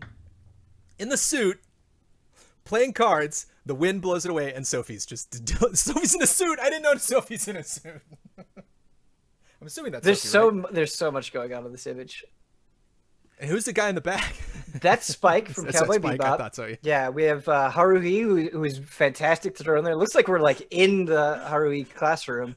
I don't know. I can't make out who the guy at the edge, the left edge is. I'm not sure. I'm sure chat will help it, but that nails so much. Like, this is really brilliant because, like, I often have bags under my eyes that is accurate. I often have a piece of hair that is, like, coming down a little bit and is a little disheveled. That is a face that I often make. So I really feel like this person nailed how I feel on the inside through this image. Yeah, it's great. They did their homework. So wonderful. Thank you for all of those lovely illustrations. I'm just going to go through and add this to every single place before we move on to the next one. Don't mind me. Cool. Screenshots. First from Asbo Zapruder. Good afternoon, gentlemen. Well, it's August, which means another month on the island of Poppleton has passed. Let's see how it went. It all started when I showed up to my favorite busking spot, only to find that it had already been taken by Phoebe. However, after sharing the space for a bit, we quickly decided to join up and create a band. Let me turn all of these on first. There's so much lore on this island, it is out of control.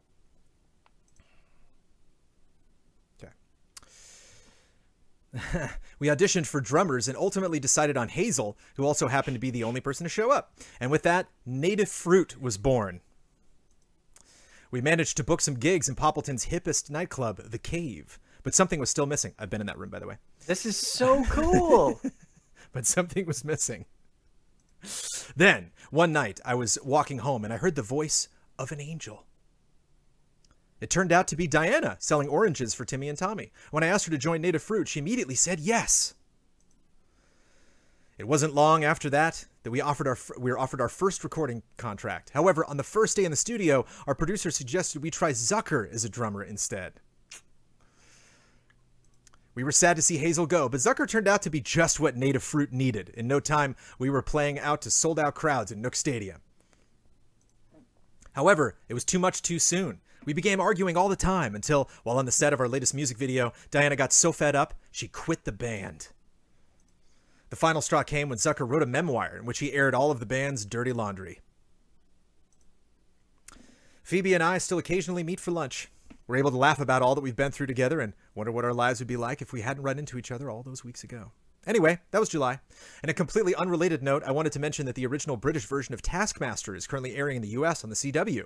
It's one of the most delightful shows ever made, and I heartily recommend everyone watch. Until next month, Asbo Sapruder, a.k.a. Screaming Argonaut. I love That's telling work. a story through Animal Crossing. That is really amazing. That's inspiring. The first time Asbo did that, I was like, how the hell? Oh, the photo studio. That's right. But, again, it's just like photos in games. It's just not. I saw the photo studio and was like, neat. I'm going back to my island, but like I love just diving in. I'm also very jealous because I think Zucker is one of the most adorable villagers, and I do not have Zucker.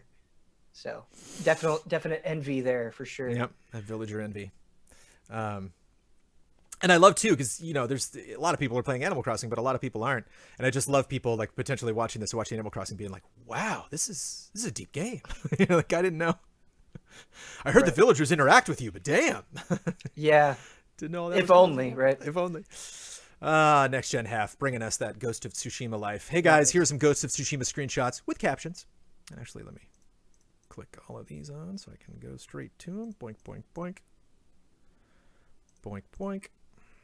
Cool. The day of the ghost begins.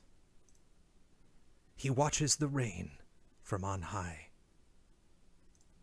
Mental note, do not roll in the mud. That's fun. Always time to take a nice breather with your best pal. The storm arrives. Ooh, that's my favorite one so far. Okay, as I look around, maybe, just maybe, too many leaves. Always time to jam out with another musician. I like how similar these are actually to our other screenshots that we've gotten. Writing quickly to finish a tale with an ally as the sun sets. This is also a wonderful image. Great perspective. Painful to watch. The day of the ghost comes to an end. Love and respect, Sean, a.k.a. Next Gen Half. Thank you, sir. Shout out to Hef. Longtime contributor to Weekly Hunts. Oh, wonderful. Yeah. Shout out. Long-time contributor to the showcase. Justin Loomis. Hi, Jones and Ben. Here's some screenshots of me playing Animal Crossing with my girlfriend. Love and respect. Justin and Gina. Gina playing the piano back there. I love the trophy case. The trophy... The trophy case is so great. I love there was like one, I can't remember whose island it was. There's one island I went to, Ben, on the island hop that was just like, there was the trophy room. There was the like, I have money room. There was just like all the gold crowns, all of the gold bars, briefcase with money in it. I love the flex. That skull wallpaper is my favorite wallpaper in New Horizons so far. It's pretty good. The skull wallpaper goes very well with that red, red does. carpet. That's the carpet I got in my bedroom. I very much like it. Nice. I love that like, she's into what they're watching and he's like, yeah, I don't know. And I love that they're both wearing their swimsuits. I didn't notice that right away. Yeah. Ooh, those moon seats are sweet. I hadn't seen those before. Yeah, you can. Very cool.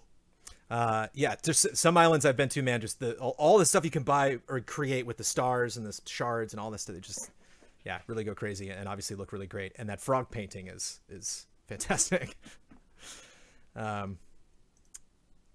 Just playing chess, I love the posing. I wonder, the outfit he has on is very Luffy-esque. I wonder if that's what he's going for. Ooh. Huh. I'll have to ask. Maybe he's in chat. How jolly. That's a great outfit. Those two things go really well together. Is that a custom dress? I'm getting custom vibes from that dress. I love it. Oh, the villager sniffing the flowers. Love it. Haven't played Ghost of Tsushima. Animal Crossing, then. I have played. I have played quite a bit. You have a stream. I do. Animal Crossing stream. And then Sebastian Hall, baby, filling me with those Star Citizen vibes. Oh man, hunger for it, man. Coming in with Star Citizen screenshots. Star Citizen occupies a very similar space to EVE Online with me, where I know nothing about it, but I love hearing about it. Yeah. Well, here you go, baby. You want some Yeah. Star Citizen updates? Give it to me. Let's go on a journey. Howdy, Jones and more. Hope you and your families are surviving these weird Corona times. It's different from the Corona times I would prefer to be having. You guessed it. It's time for a new Star Citizen update. And we got a GIF. It ends with a GIF that I believe you will consider adorable, Ben. I'm making that call right now. Aside from a lot of tweaks, player trading, and bug fixes, the new flight system has gotten some uptouching to better reflect the aerodynamics of each ship and how they handle in different scenarios and speeds. I was in full speed flying around between the planets when a couple of friends pinged me to see if I fancied exploring the new moons with them. And as the game is more fun in a group, I joined forces and we set out to explore. Wow. Yeah. That looks sick. This game... That's the thing, is I don't want to play it because Sebastian Hall makes this game look way better than it could possibly be. Sure. The way he describes it, it sounds like the greatest game anybody's ever made. So here we go. Wow. Oh, man. Oh, yeah. I mean, one of the big reasons I've been so infatuated with Destiny recently is just how incredible the environments are. And that's what I've been taking screenshots in Destiny, and this is giving me a similar thing. Like, I love sci-fi, I love space, I love planets, and this is definitely titillating. He had some quarrel with other players that sounded like the most epic thing, where they were like, the guy was like bombing them from above and they were on the ground like running for cover, and then one guy finally got in a ship and went up and dogfighted with him, and like dog fought. I'm not sure what the correct grammar is there. Turns out that you can now add shaders to a couple ships for in-game money, with more to come. One of my friends has changed his RSI constellation Aquila from the normal black to a new fancy blue. Oh, never mind, I think I skipped that. There we go. Ooh. Nice. Yeah, that blue's great. We soon arrived on Microtech's moon, Euterpe, Euterpe. This has been a moon where they have played with the water and cloud tech. We finally got liquid water and geysers working. Previously, we only had access to frozen lakes and whatnot. In order to get a better feel for the moon, we crammed ourselves into an Ursa rover that we brought on the Aquila and set off along the moon's surface. As day turned to night, we came across what seemed like a crashed ship, which is always exciting. We jumped out and started to walk around, but it didn't take long until we came under fire by some pirates that were hiding in the shadows. We managed to take them out after a long firefight. I don't know if we got a clip of... Ooh, that might be... Yeah, there we go. I think this is it. We managed to take them out after a long firefight. However, our friend Dave took a couple of bullets and was bleeding out. See what I mean? This is it's like a book I'm reading. It is. We only had one ship after some questionable treatments from us, under heavy laughter, but we leave no man behind, and we got a chance to play around with a new drag player mechanic and took him to a local bar for some drinks. Cheers to Dave. All in all, it was a great night, and I can't wait for the next update due very soon with more AI improvements and whatnot. Oh, and as a bonus, as it would be too cheeky to add in a video, I'll show you this GIF of me playing around with my new snowboarding penguin mascot, who finally got to try his hobby for real. Love and respect, Lotiaz. But before we do that, so hear them dragging him. Okay. And then actually, yeah, I should... What is going on in the top right there? Yeah. Yeah, I wonder if that's because the game, still in development. Right. Wait, hold on. Okay, this... No, you got to see it from the beginning. Hold on. So here he goes. Oh! Yeah! Favorite animal. Look at him go. He's really so excited. I love that he's just arms not moving at all. It adds to the cuteness for sure.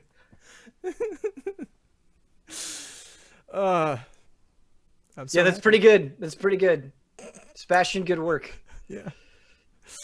Wonderful. All right, for some photographs from Bearded Scotsman 86. Hey, Brandon and Ben. I've been waiting on Ben coming back to share more pictures of my dog, Sophie.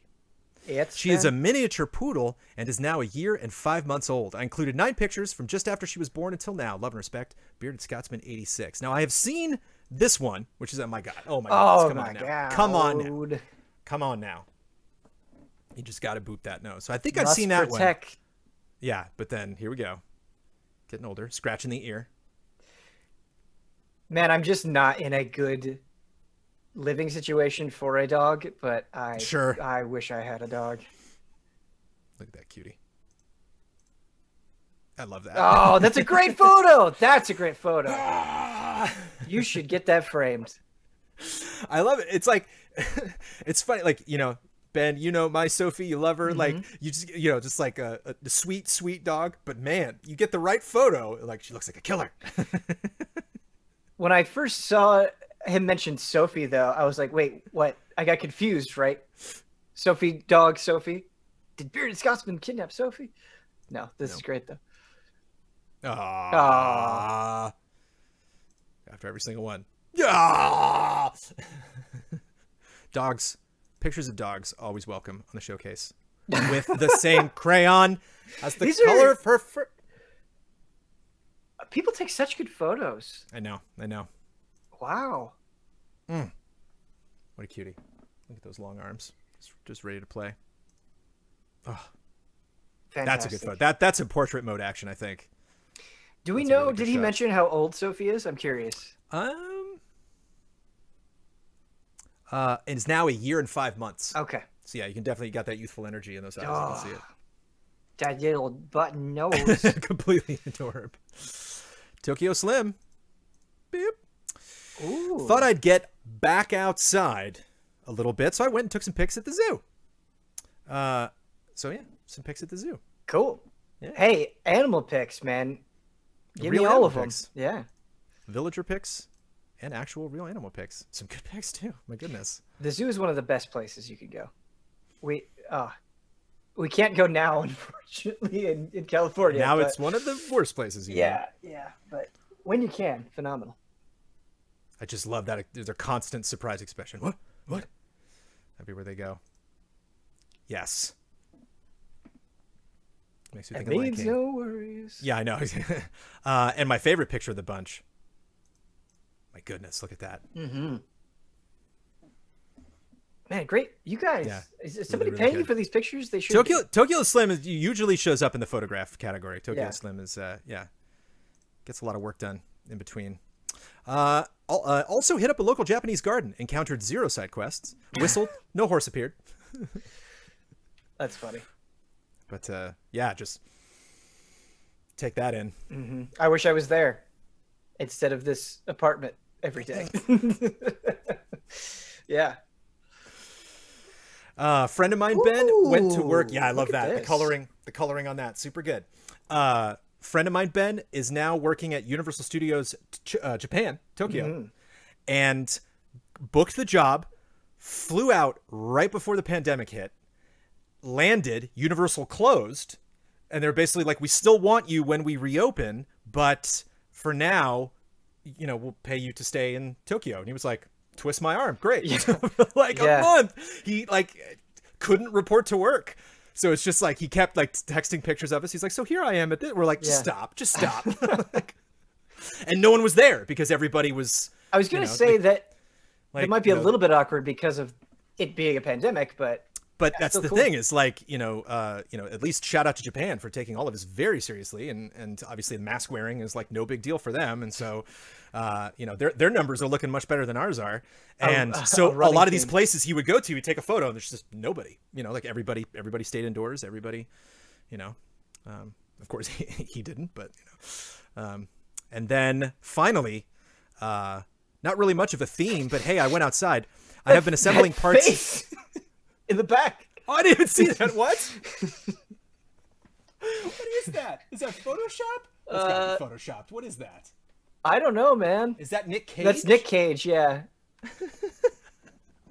Dude, I've seen this photo at least 4 times during the process of preparing for the showcase. Totally missed it every single time. I can't see anything else. Well, very quickly, I have been assembling parts and building a new computer for the last few weeks, so with the last pick, here's my new son. I don't know if he means Nick Cage or the PC. I'm assuming he means the PC, but who's to say? Easter eggs. Monitor. Easter eggs. You can't get them past Ben, but any Easter eggs are always appreciated. Small Leviathan. All right, here we go. You ready? Ready to dig in? Ready to dig in, Ben? Is this a dino deck? One of the most fun decks you can make in Magic the Gathering? Hello, Ben and Brandon. I hope you and everyone in chat are doing well tonight. Last time Ben was on, I talked about getting into Magic the Gathering, and you seem to really dig that. So this time around, I wanted to pick up where we left off and show you my decks. Now, I don't want to go into a full-blown explanation of the rules of Magic, but I'll just quickly explain what Commander is, since that's the format all these decks are for. Unlike regular Magic, you play in groups of 3 to 4 people with 100-card singleton decks, meaning that you can't have duplicates of any cards except basic lands. Each deck has a commander, which can be any legendary creature, which is put in its own zone instead of being shuffled into your deck. The rest of your deck has to match the color of your commander, so if they're white-blue, you can't have any black, red, and green cards in your deck, for example. Okay, with that said, here's the decks. The commander of the deck is the card shown in the middle of all of the image. The first deck is the one I talked about last time, Gishath, Sun's Avatar. This red-green-white deck is a dinosaur tribal deck that tries to ramp quickly to get Gishath on the board and start swinging out to swarm the board with giant dinosaurs. Great. Great. Oh geez, hold on a second. I'm gonna take a moment and bold every time he says a new deck, so I don't take a pause here. Kind of a hard thing to articulate, I guess, but I always love when you hear a name and you're like, oh man, that's just such a nerd fantasy name in like a beautiful way. Like Crumbling Ashes is such a nerd fantasy title. I play Crumbling Ashes. It's great. I saw somebody ask the other day, and I don't know if this is in Guinness, but it's like the most art created for any game. Like it's got to be Magic. Yeah. You know? Well, oh God, Magic art consistently some of the most incredible out there. Yeah. The second deck. Oh, the sorry. Sphere. Sorry. Yeah. The second deck is Hapatra, Vizier of Venom. This black-green deck uses Hapatra's ability to generate a ton of little snakes as you weaken your opponent's creatures, and then either pumping all the snakes for a big knockout blow or draining them out with effects that damage your opponents whenever one of your creatures dies. I want to read these like I'm on the Home Shopping Network. Mm-hmm. You know, just like. And in this deck. The third deck, Yennet, Cryptic Sovereign. The game plan of this white-blue-black deck is to use cards that let you manipulate the top card of your deck, and then use Yennet's ability to play the top card of your library for free. That old Magic art there on the left. Yeah. I did. We went up to a cabin, took Milo a little bit back. Oh, back when we used to, go places, and back in January, and brought every single Magic card we own and just organized all of them. And I took like, with the exception, not considering style or color or anything, I put all of the older cards into their own little thing. Shout out to Amanda, who I didn't have any of those, but Amanda had a lot of really old Magic decks. Third deck's Yennet, Cryptic Sovereign. The game plan of this white-blue-black deck, is to... Oh, sorry, I just said that. Didn't I? Wait. Yes. The fourth deck is Nikya of the Old Ways. This red-green deck is a creatures-only deck consisting of nothing but creatures and lands. The plan is to use the extra mana generated by Nikya to outpace your opponent with big creatures, while also preventing or punishing them for playing non-creature cards. Punishing is one of my favorite things you used to say when you play Hearthstone, you'd stream it. Yeah. I would just love you'd be like, okay, they did that and punish. Yeah. There's like, is the calmest form of punishment I'd ever heard. Just like, yeah, that's a good opportunity to punish. Yeah, that comes across a lot in fighting games as well. It's fun. And punish. Fifth one is Tayam, Luminous Enigma. This graveyard-focused white-black-green deck has a ton of cards that generate a lot of tokens for cheap that, if then, uses for Tayam's ability to generate advantage.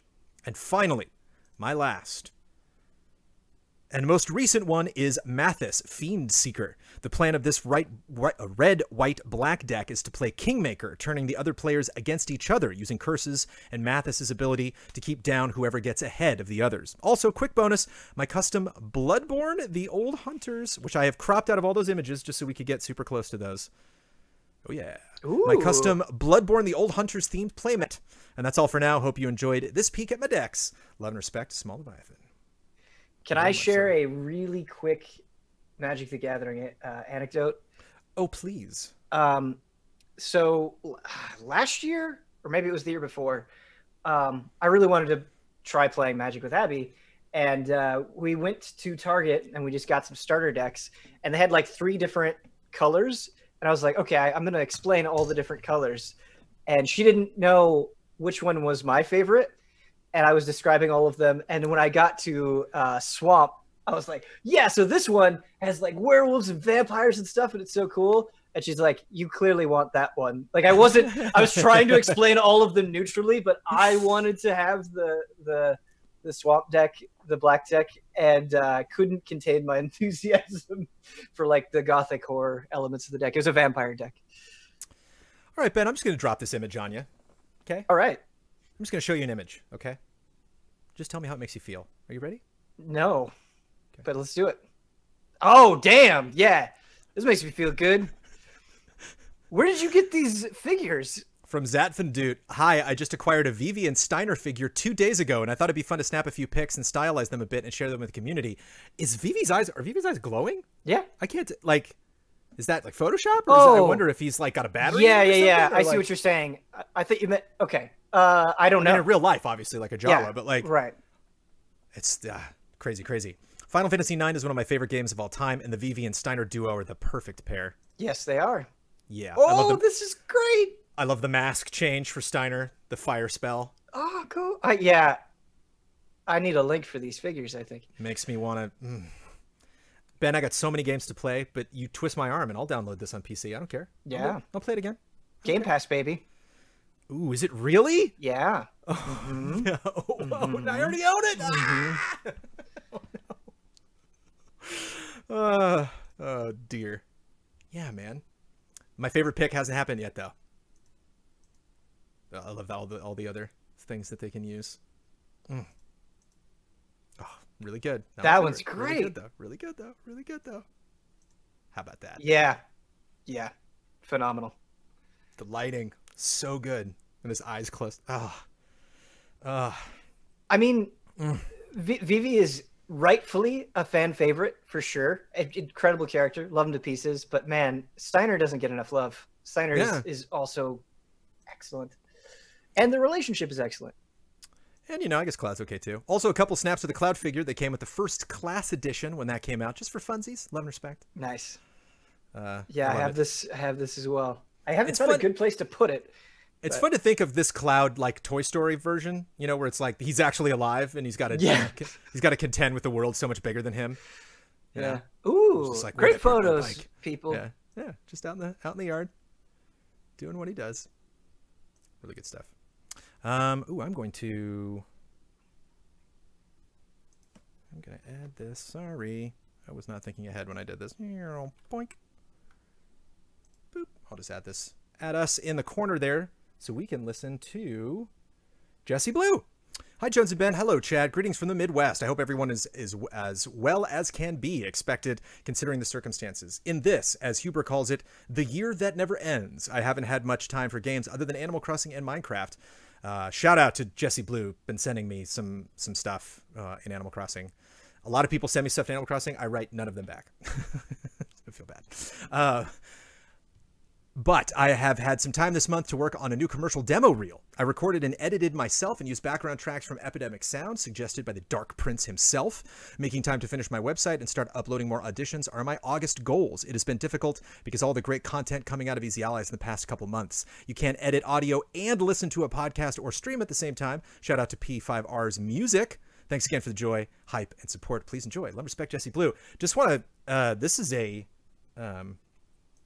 is a really great accomplishment. A lot of people that want to get into VO, this is kind of the thing that stops them. Is they're like, I don't know how to produce a reel. I don't know what I would cover in the reel. So there are a lot of ways to get past that 2:30 feeling. Get another cup of coffee, throw a little water on the face, more coffee, or you could take one 5-hour energy. People choose 5-hour energy over 6 million times per week. It's quick, effective, and made to help hardworking people like you get past their 2:30 or 3:30 or 4:30 slump. 5-hour energy, hours of energy now, and no 2:30 feeling later. Less than 1% of the diamonds in the world qualify to become one of the legacy diamonds of Von Bargains. The legacy diamonds of Von Bargains are carefully scrutinized against a stringent set of criteria. and hand-selected for use in our jewelry. Only those diamonds with the most exceptional cuts, the most incredible brilliance, and the most dramatic fire attain this seal of quality. Von Bargen's Diamonds.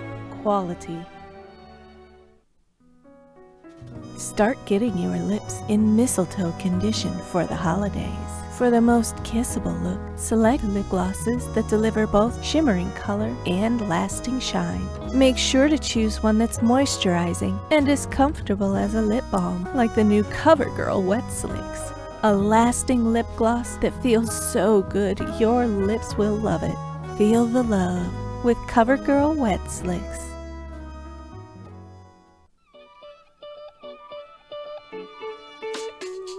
At Burlington Coat Factory, spring dresses are now on sale for 30 to 50% off our original prices. And boys' double-breasted suits are just $29.99 to $34.99. In fact, just about everything is on sale. Burlington Coat Factory. Sale ends Sunday. Yeah! Good stuff. But it's tricky. If you think about all of the products out there, all the stuff that you could possibly read for, what the copy would be, there's a lot of places you would go to and they're like, just talk to me for a little bit. Okay. And then they just kind of throw them at you and do it. But if you want to try to save some money on that, you know, and produce it yourself, that could be very difficult. So also, I love chat. I love, where's the comment? I love Windfishy. I should buy a diamond. Just like, what's happening to me right now? Diamonds are forever. I love that that manipulation. We got a great game trailer coming up that is extremely manipulative, and I love it. But first, we will get to some music. Yeah. From Adam Henschel, kicking it off with a game we have already discussed.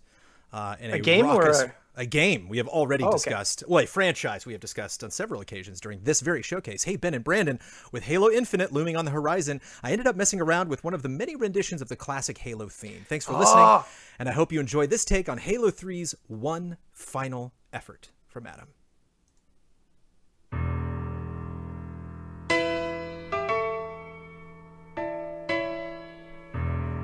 Yes. Yes is right. Yes. What else do you say? Wait, it's real good. Just wait. This is one of the rare ones where Adam smiles just a little bit. See ya.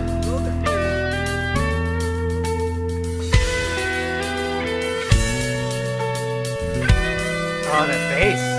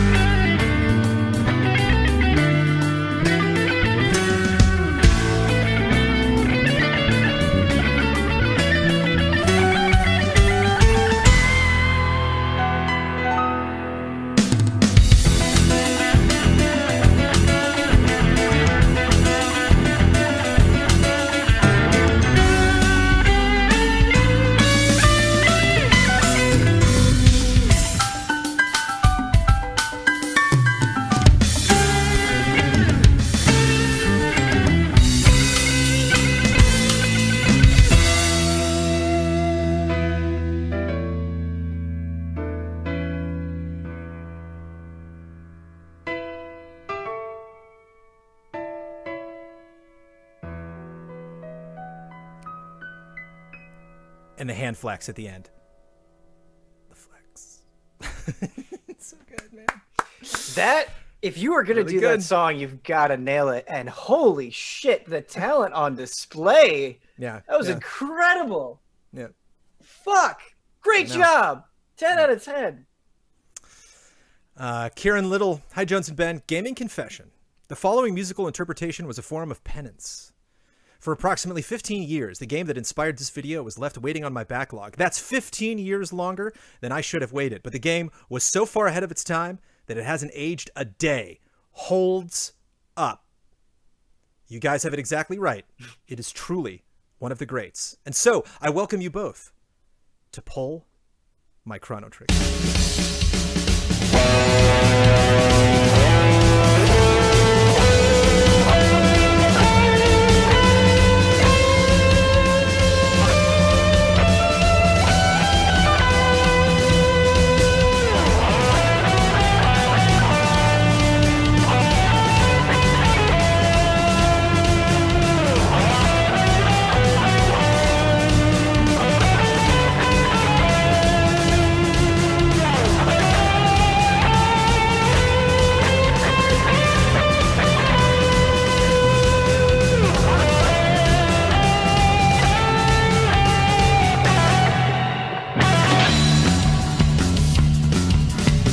Oh, yeah, baby.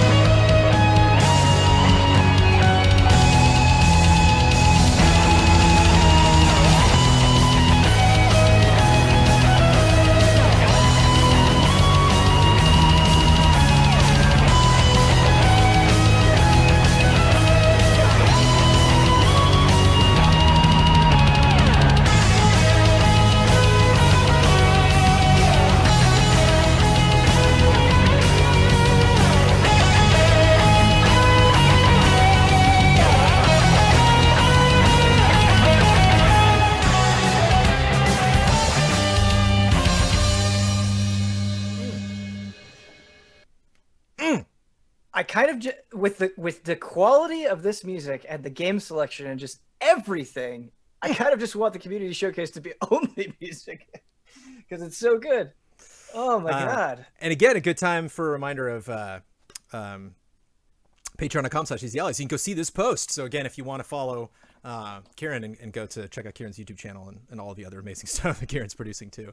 So Kieran hasn't been on many showcases. Only jumped in the showcase in the last couple of months, and it's just like, please come back.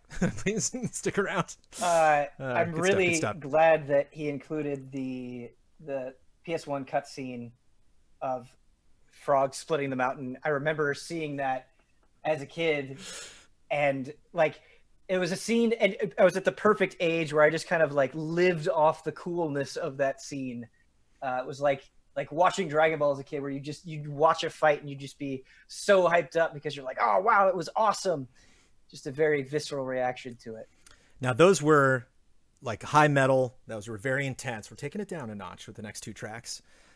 This next one is very, very hard. This is from the lovely Mason Victoria. It's very difficult for me not to like do some kind of a noir monologue over this, but I'll try to keep my mouth shut for most of it. Mason Victoria. Hey, Ben and Jones. This past year, I had the pleasure of writing music for my first in-development indie game, Espionage. Follows the story of a retired veteran spy that makes her daring escape out of a retirement home because heroes never die and legends never retire. More information will come, but for now, here's our main theme. Love and respect, Mason Victoria.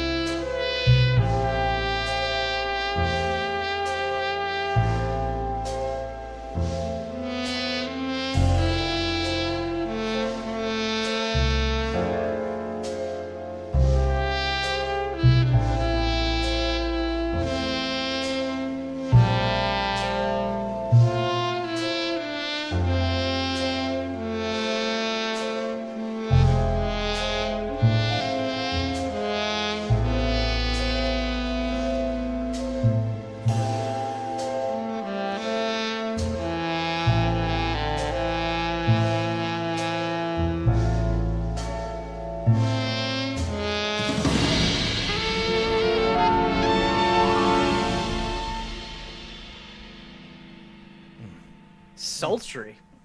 I like to chat was saying this to go really good over Jessie Blue's.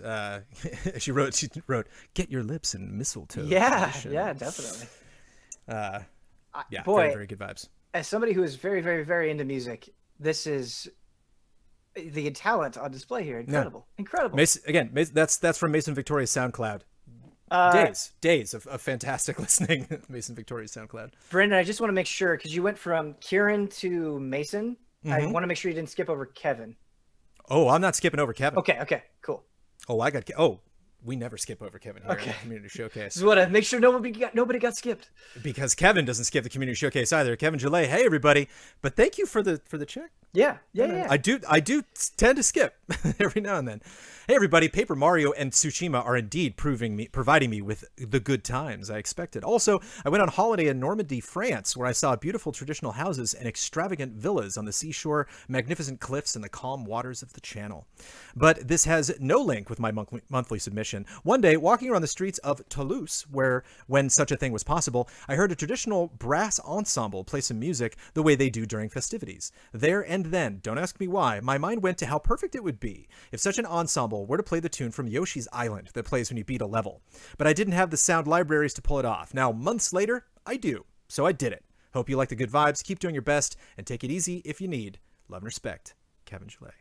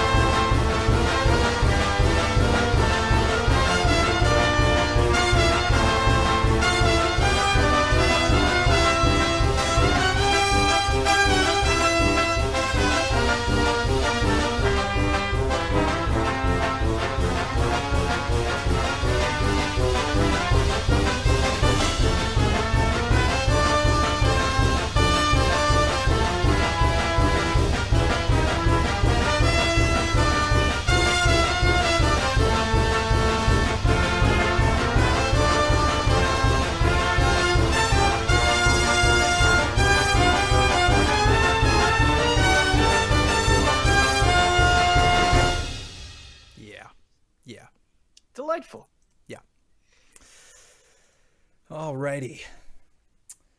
Going to videos for our last segment. We just are gonna hit that cutoff of 5:30. Really? Okay. Just in time for everybody in Shenmue. That's a lot of videos then. Yes.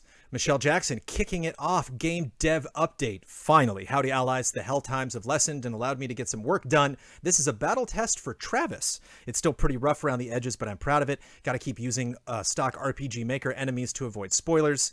Sorry for all the swears. This might get a little blue. Love and respect. Don't be sorry. And I cropped it so it would fit bigger. Oh, nice. Hope you Good don't job, mind. man. Yeah, because it was a little back shape. DGD. Yeah. Blow it up, baby. That's a lot of help. And there's audio. Yeah, we're just checking out the menu first. Nice. Let's wrap this up. Oh, cool. Who's doing the voices? Oh, I don't know. I wonder. Shit. Dig the music.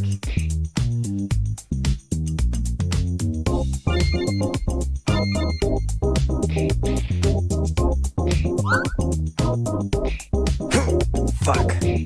Shit. Shit.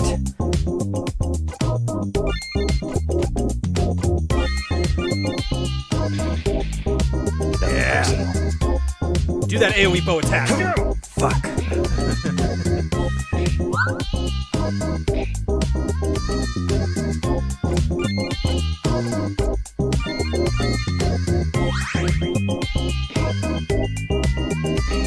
Shit. Shit.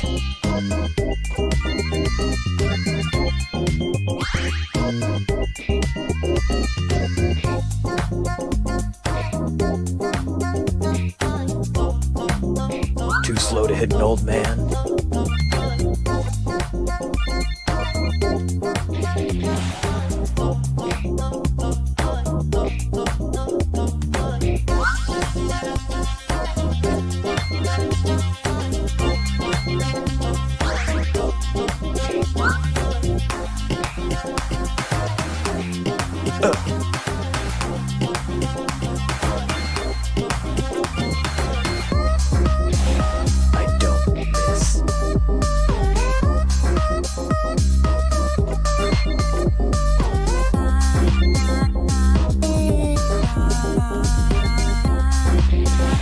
I don't miss. I don't miss.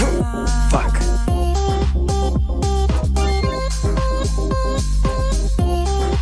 This music reminds me a lot of Crystal Castle.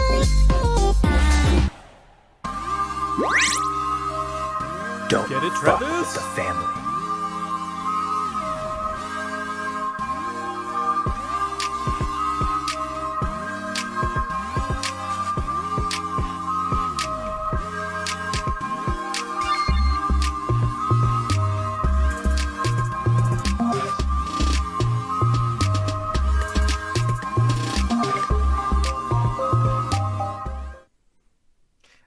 I think, Brandon, because when you were trying to talk there, I couldn't hear you over the video. sorry. No, it's all good. I just said do that bow AoE attack, baby. Yeah. I think that character has multiple Ace Attorney references there, like being named right and then Apollo's Blessing. That was nice. And fantastic music. Tyler, who left a comment in this very showcase. So Yeah. love to see all the members of the community working together. Working together to make games. It's cool. Yeah. All right. We had not one, but two trailers to watch. The first is from Kitsune Lane. Okay, so last month I shared a cover of a Final Fantasy VII track that sounded very trailer-esque. I'd even started working on a fan trailer using it. I hadn't finished it by the deadline, and if I said I hadn't finished it by this month, I'd feel bad. Doubly so once I found out that Ben was here this month. Well, I don't have it finished, but there's a catch. I have a rough draft. So here's a bit of a filler footage because I haven't finished collecting everything from the game to fill it out properly. I've just been so busy, swamped with anime work and prepare. You know how anime work goes. And Anime preparing work? a What relaunch is of my this? webcomic that this kind of got put on the back burner. The audio mix is also pretty rough. I haven't done any sound design beyond just making the music yet. And the levels are a bit wonky. Plus, I need more dialogue, but I couldn't just not post anything, not when Ben's here. So I present to you Final Fantasy VII Rebirth: The Planet's Cry. Yes, I have a pretentious working title for my trailer. Enjoy. And, well, if there are some bits If there are some bits you'd have me tighten up, feel free to point them out. I don't know how much will change between this version and the final version, but there are a lot of areas in desperate need of tweaks. But the deadline looms, and I'm going to bite the bullet. Besides, there's something special about seeing works in progress, isn't there? Stay safe and be well. Also, there will be spoilery footage. I used too much footage of the final boss, I think, which is one of the areas I want to fix. So if you haven't finished the game and you're wary of spoilers, mute your stream and tab for the next 3 minutes. For everyone else, well, enjoy this work in progress as much as you can. Love and respect, Elaine from New Zealand. So for 3 minutes. Shout out to New Zealand. Look out. Shout out to New Zealand. Shout out to Final Fantasy VII and Kitsune Lane. If you want to avoid those spoilers, I'll see you in 3 minutes, starting now.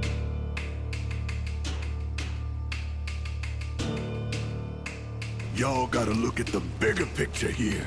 Nothing worth fighting for was ever won without sacrifice. I'd worry less about the planet and more about the next 5 seconds. Save the screaming for later.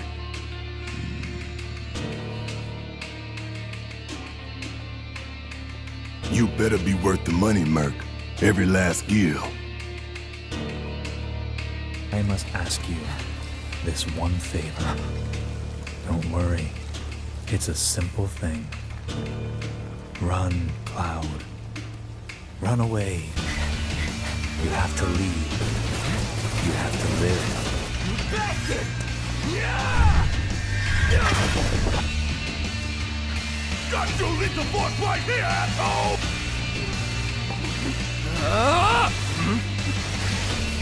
My turn. Can you bear to see the planet suffer? Cloud. The Shinra Electric Power Company isn't the real enemy. It's okay.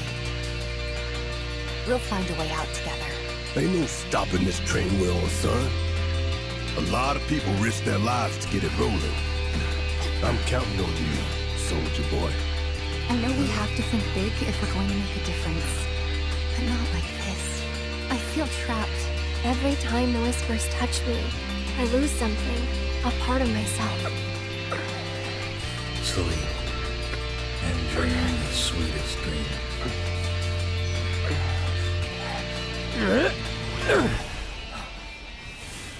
What are you?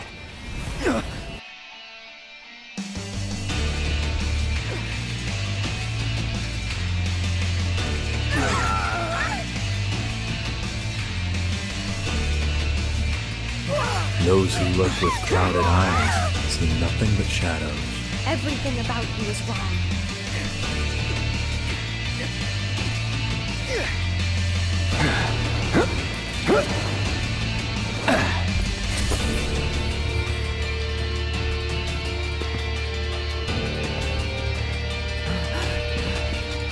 You are too weak to save anyone.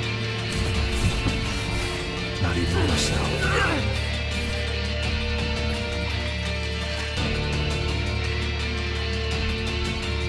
Daddy's coming home real soon, honey. Destiny comes. Man, as somebody who is still like trying to get better at editing and dipping my toes into it, having your video have an effective cadence and flow, and that comes down to transitions, which are a lot harder to do than they seem. Oh yeah. Very, very, very difficult and like seamless. Like what a beautiful flow that had. Yeah. Especially if you have a track, you gotta. I can only, you know, this. I have to fit it to this specific. I mean, oh it is, yes, you know, Kitsune Lane's track. Yeah. I do have one note because Kitsune Lane asked. There's one thing that does stand out sometimes when I watch trailers, and it's tricky because, for one thing, a lot of us have played Final Fantasy VII Remake, so we do know the order of these events, and it can be tricky when you show an event and then show before it later. It can be a little confusing. Like if I haven't seen a film, but I'm like, well, I can tell he hasn't jumped off the bridge yet, and then you showed him, you know, so it got a little confusing. The one thing was when you have Tifa pull Aerith out of being surrounded by those things, and then later we see Aerith inside of that, and so it's like that was an easy moment for me to tell what, you know, I was watching backwards, but sure, you know, it's not. This is just supposed to celebrate Final Fantasy. It's not necessarily something that would actually be used to sell the game. Two things. I was hunting for notes. I was trying to think of at least one thing to say. The first, very easily fixed. Just a small typo. The "it's" there had an apostrophe when it shouldn't have. at the beginning. Like I don't remember what the exact sentence was, but otherwise phenomenal work. Classic. Very fun to watch. And second, Brandon, I must have the size of an acorn, but I'm going to take one more research break. Really quick. All right. Sorry to leave you hanging like this. No worries. Leave me hanging with this community? Are you kidding? With this wonderful, wonderful. God, what are we going to do? You know, while what are we going to do while Ben's in the bathroom? You know, we can just sit. Oh, okay, yeah. We can just, yeah, this will work.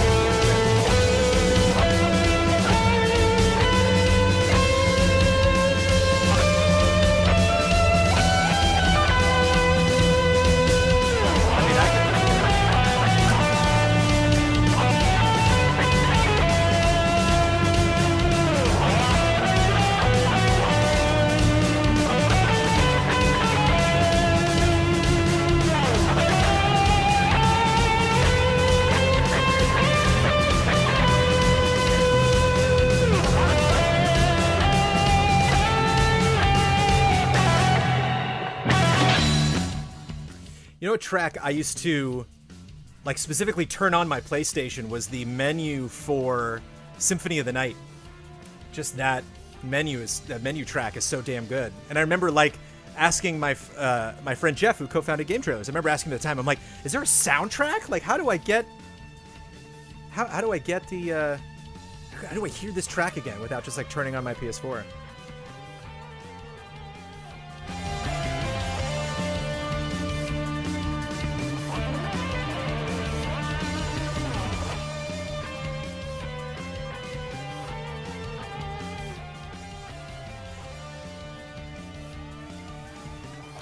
So good. Yeah, shout out to the beginning of Final Fantasy VI too. Yo, just revisiting some favorites? You know. Nice. Like many things from the showcase, you know, that will provide more entertainment for this community than just me talking for 60 seconds. Yeah. Good. Jeremy Waltman's showing up with some really, really choice trailer manipulation that I am here for. Okay. Hello, allies. Thank you for premiering the Weather Worn trailer last month. Here's a new video for the showcase. The Kickstarter for the comic book and retro RPG video game is now live. Kickstarter.com/projects/weatherworn, regular spelling, WEATHERWORN/Weatherworn. 2 Weatherworns. Project/weatherworn/weatherworn again. Love and respect, Jeremy Waltman. Hello, my name is Amanda, and I'm here to tell you about a great new game and comic book called Weather Worn, a story about the seasons of life.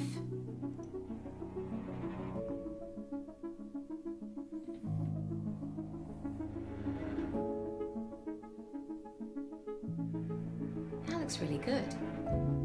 You'll play as Pup and their grandfather Pap, stranded on a dangerous world.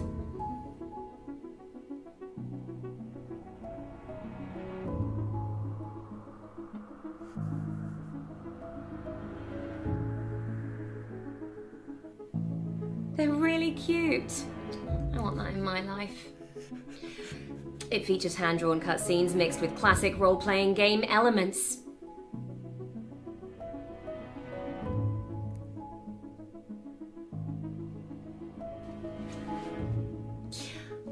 I have to go get Weather Worn.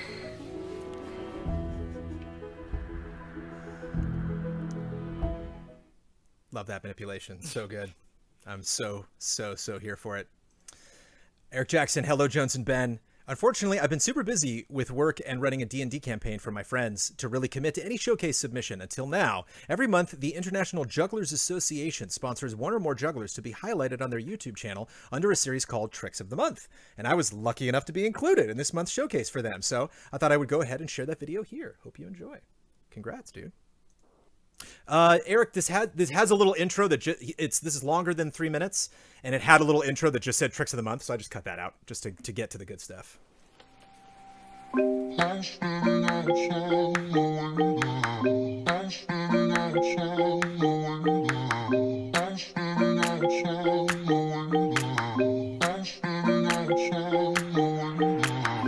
was standing outside waiting for you. You were always taking time, baby, playing it through. I was calling out your name with my eyes on the wall.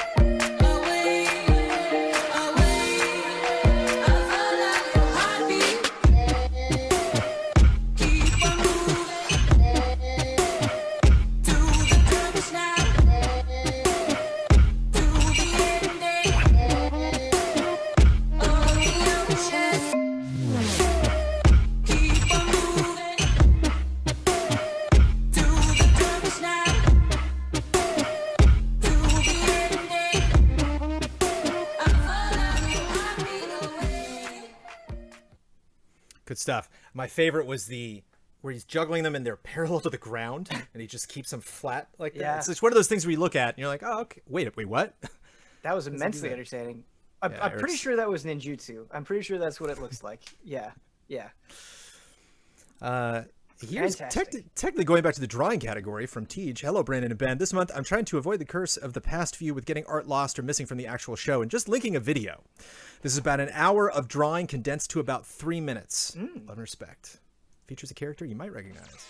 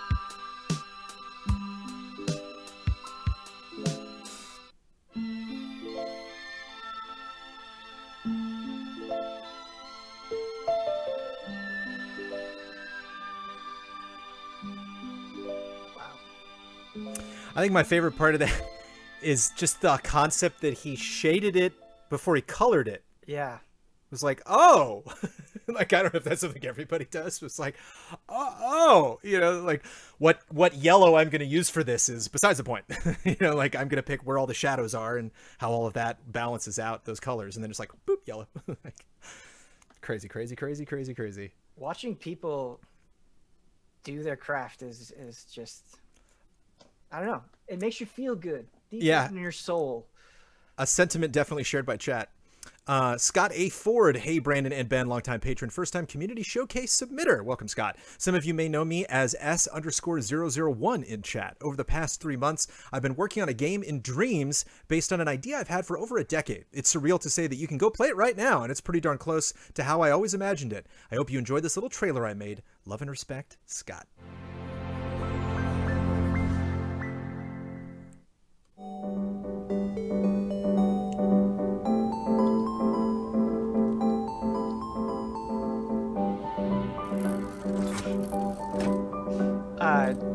Reminiscent of Chibi Robo. Sure. Yeah. Oh.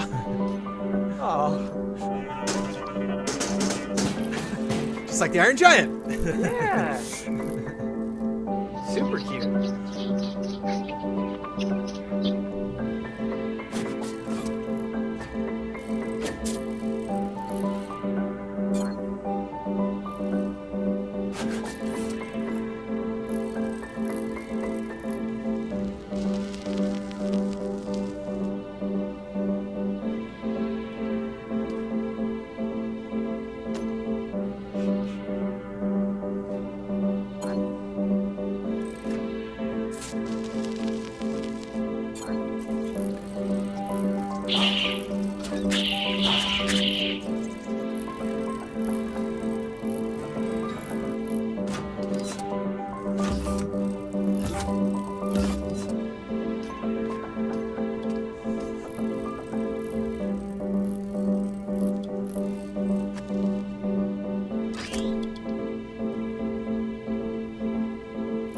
Wow. Yeah, I would love to play this.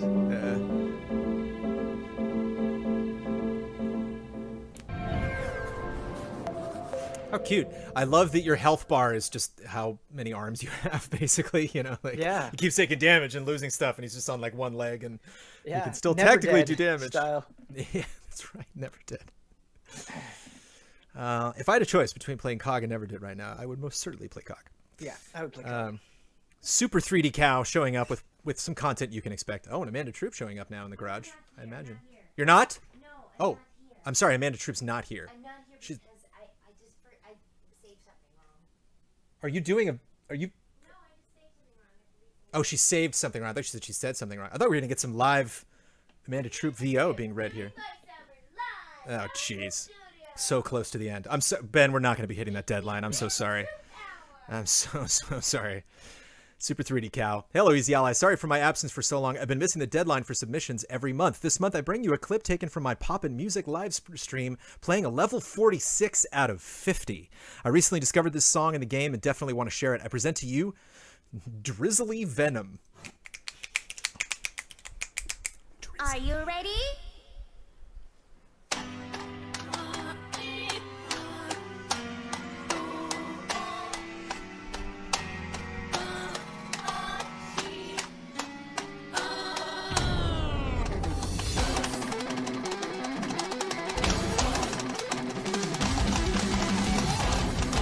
Ooh, I did the intro.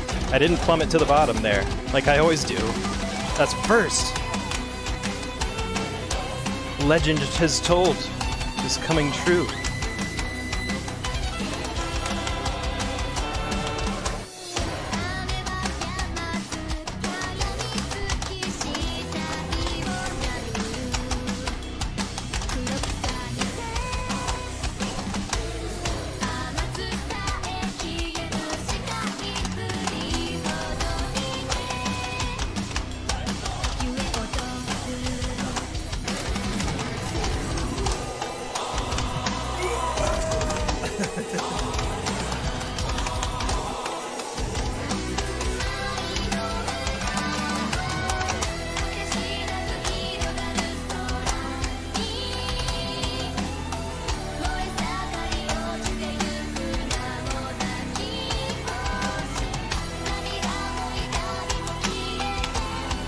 Orange.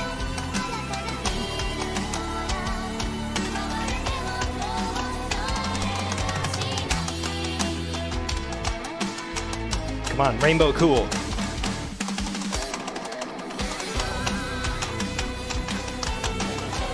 Rainbow Cool.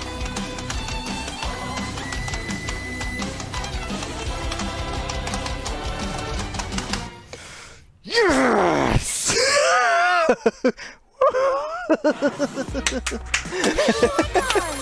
Oh. Wow. Holy cow. 246s in one night. How is this possible? We barely beat our score by 157 points. And of course, check out his Twitch channel. Lots of people, lots of members of our community going over there. It's fun because he's got his latest subs up in the top left, and every now and then I'll be like, I know that name. I know you. Extremely impressive. Yeah, good stuff. Chris Park, Ben Loves Japan and Ghost of Tsushima is out. So here's all the Samurai era Servants of Fate in here's all the Samurai era Servants of Fate Grand Order in Servants of Fate Grand Order, I think he meant to say. So this is a mobile game where you play as people from history, but they're like reimagined, some gender swapping, some style swapping. Yeah, I've played some of it. And just overall super crazy attacks. Yeah. Yeah. Here we go. 召喚ゼオン菩薩私に力を朝日の輝きをオンアドリキャッサーカ参る我が心は不動しかして自由にやらねばならぬ剣術に沿う健全一年 Oh man. Not even looking. 仕掛けよ報奨付き毘沙門天の加護とあり利点発動車係のジェム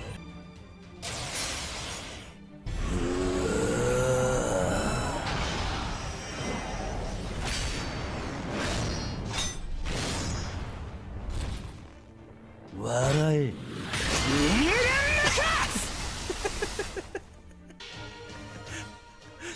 風よ集え。イビルウィンドデスストー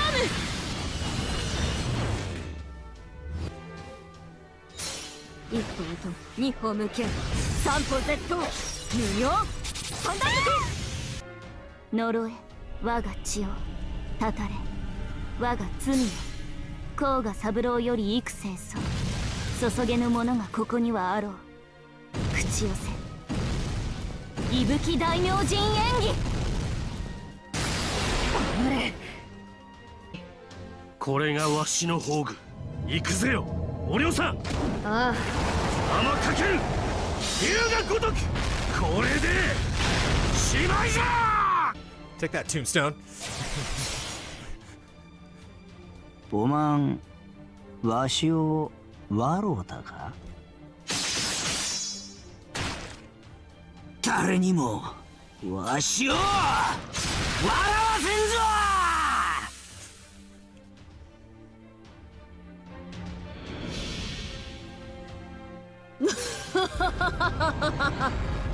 破順返上、権限せよ三千大戦天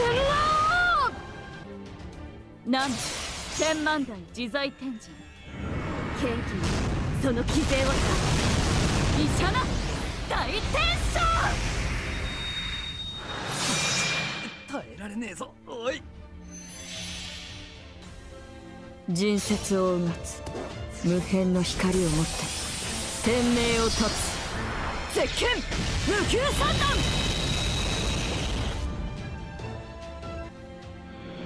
魔人さん大勝利だな。Epic, dude. That was a collection of anime stereotypes in the best way.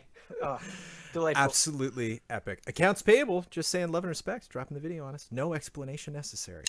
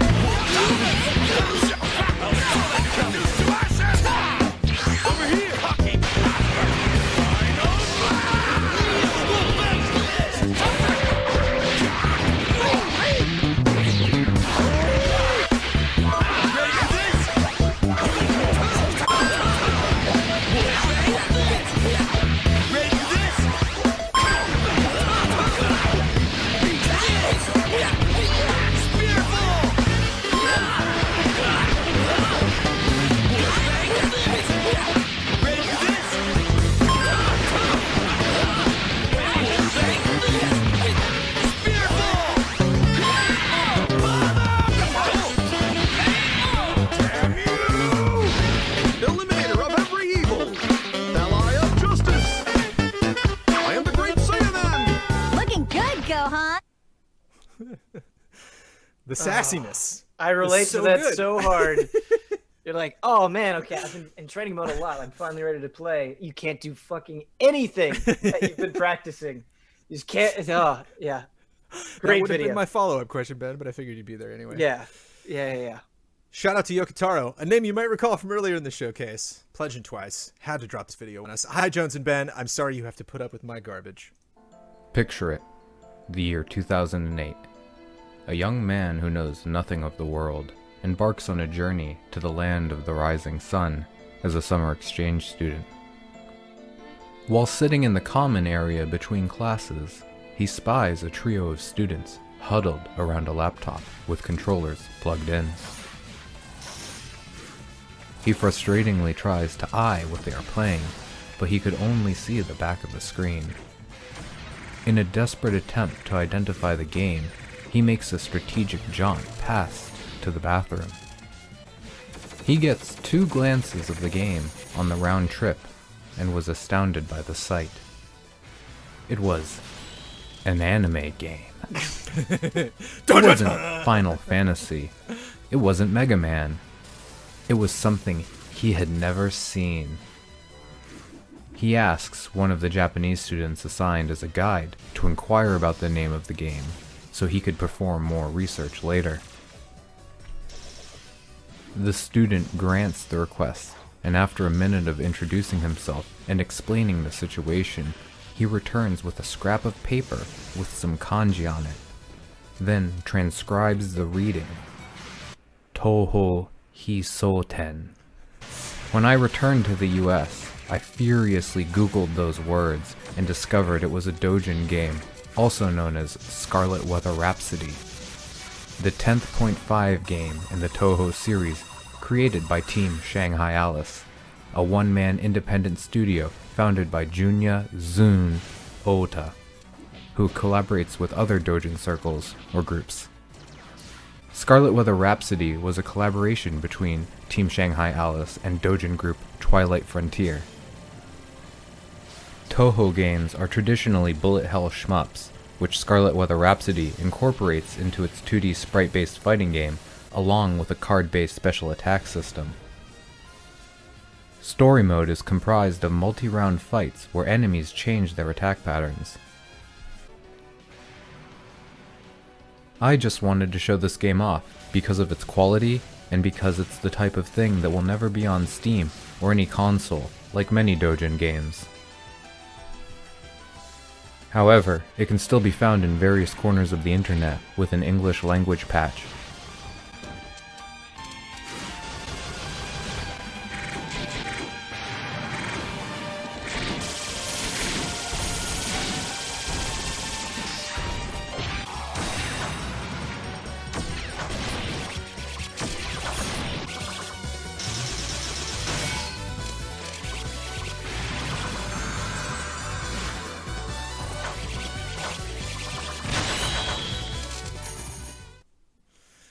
That's a group stream right there, baby. I was just thinking the same thing, Brandon. Yeah, that looks like a lot of fun. Yeah. Kiraz showing up with the quote, "Just in time for the cutoff," which is true. You were just in time, late last night.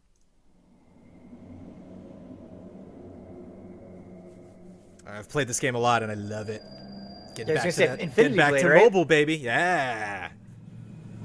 Never played either of the sequels, but I played the hell out of the first game. This is like one of the first really great mobile games. Yeah.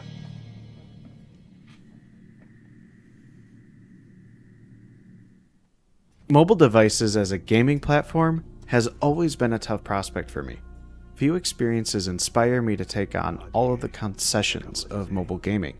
The investment in battery charge and the lack of real buttons, the 2 largest obstacles personally.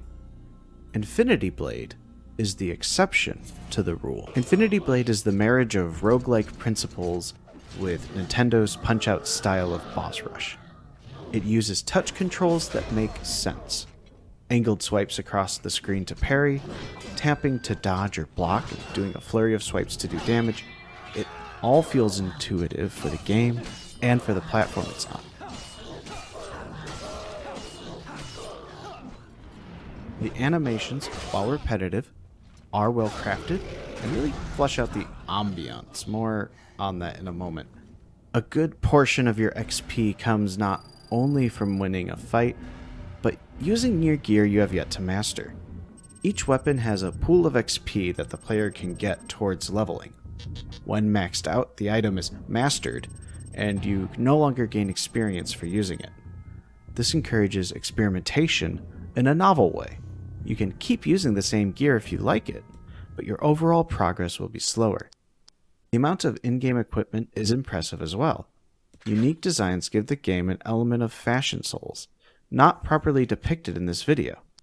Equipment can also have elemental or other buffs to it. This creates an easily digestible yet rewarding gameplay loop. Despite some of the fantastic enemy designs, breathtaking world building, and the total absence of free-to-play mentality on display here, there is a major caveat to Infinity Blade, in that it has been delisted off of Western marketplaces. Epic's Chair Studio stopped supporting the game in late 2018. It's still available for download if you've previously purchased it, but it's only a matter of time before it stops launching on newer and newer mobile devices. The game's only presence now is the occasional nod to a weapon or piece of gear in Fortnite.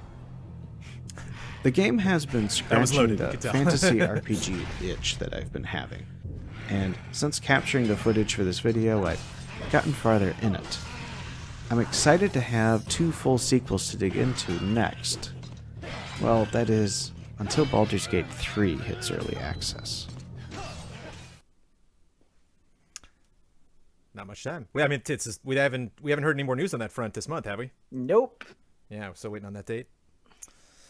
And an ending, I believe you will appreciate, Ben. The final video, the final submission from this month's Easy Allies Community Showcase, coming in from Robert 7 Lee. There's a bit of interlacing in this video, so again, that's not on our end. That is just on the video. Good day, Ben and Jones. I love DMC5, and I finally beat it during lockdown. I'd like to submit a video of my no-hit boss fight with Virgil on normal difficulty. My timing and reflexes have always been atrocious, and I get nervous very easily even after spending countless hours on this fight, so this was extremely difficult for me. It kind of feels like learning to walk at 2 years old. It's a personal achievement, but others are already running. Audio gap in the video where I muted some in-game dialogue that could be considered story spoilers, and sorry for the low video quality. I've included internal thoughts and emotions during the video, and I think you can hear my relief at the end of it. I didn't realize Oculus Rift mic was recording. Warning for DMC enthusiasts. This is a no thrills, low style video. For the uninitiated, a bit of explanation. DT equals Devil Trigger, purple bars. You can gain these by damaging enemies or by executing a royal block. Royal Guard is when you hold the button to block an enemy attack. This expends DT and fills the Royal Gauge. The Royal Gauge is a circular meter on the top of the screen. It fills when blocking enemy attacks.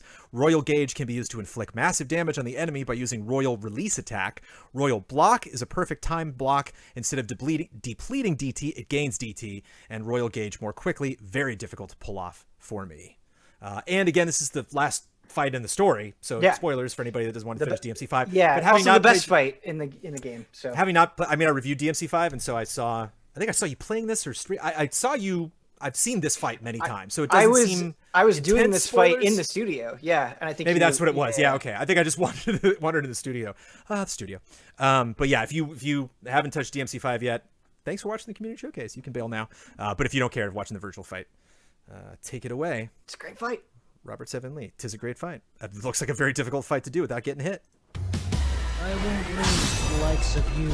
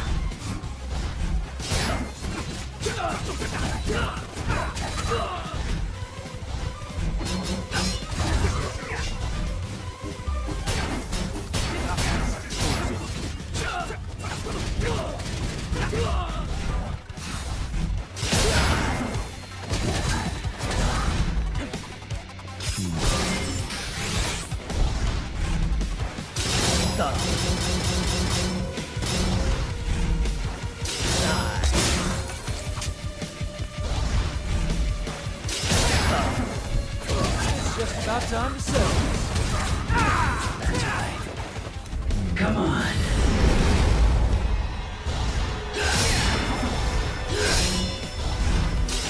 Slow.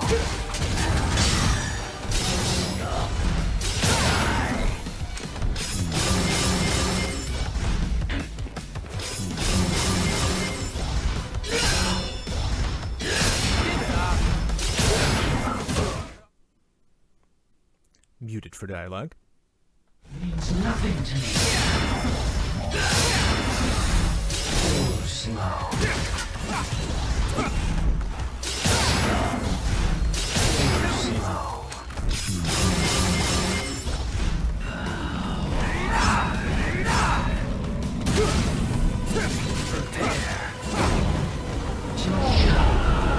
Heartbreaking.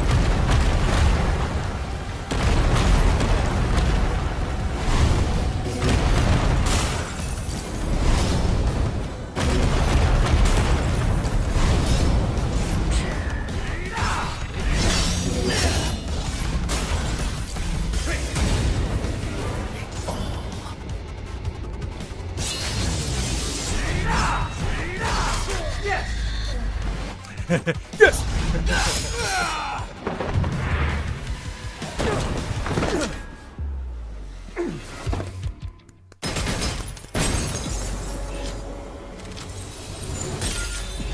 Come on, baby.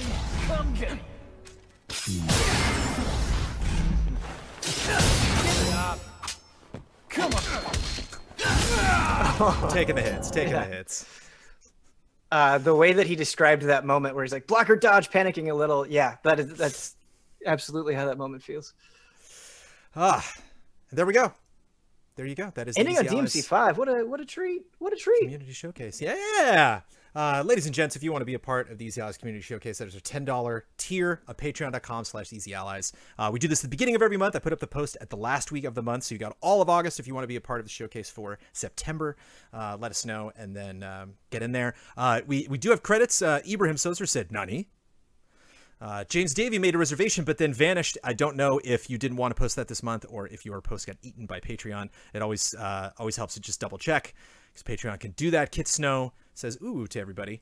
I don't know if that again was supposed to be a post, but that's what I found again this morning. But there were lots of submissions, lots of posts, lots of allies, lots of support here. Thank you very much to Ben Moore for joining us this month and checking out all of those, talking about cats and have you played that anime game? Oh, you said you played that. Have you? Is that just on mobile or is that the Servants of Fate? Oh, Fate Grand Order? That's on mobile. Yeah. Okay. But always lovely to check in with each of the allies and learn a little bit more about them and entertain them with all of the works from our wonderful community and of course our absolute incredible community that puts out crazy stuff every month. I think about at least 5 months it'll take before Ben Moore will be back on the showcase. I will let everybody know in the showcase post who will be the ally that will be on so you can prepare your post. I don't have anybody dialed in right now, but I'll let you know as soon as humanly possible. And thank you to everybody that submitted, not only for their submissions, of course, but for supporting Easy Allies on Patreon. We greatly appreciate it. Everybody else who did not, who just hangs out here on Twitch, thanks for watching. Thanks for the mods. We got Shenmue 3 coming up in 37 minutes with Brad Ellis and Michael Huber. And again, if you watched this archive, you can go to patreon.com/easyallies, click on Community Showcase, and then in August of 2020, you can see the post that had all this wonderful stuff in it. If you want to go follow these SoundCloud accounts or Twitter accounts, download some of this high-res art and see it for yourself. And go to easyallies.com to see all of our stuff in your time zone. And that'll do it. Yeah, record time for the showcase? Can't be record time, but we did get under 3 hours. I am proud of that. Thanks for watching, everybody. It's been a blast. Bye.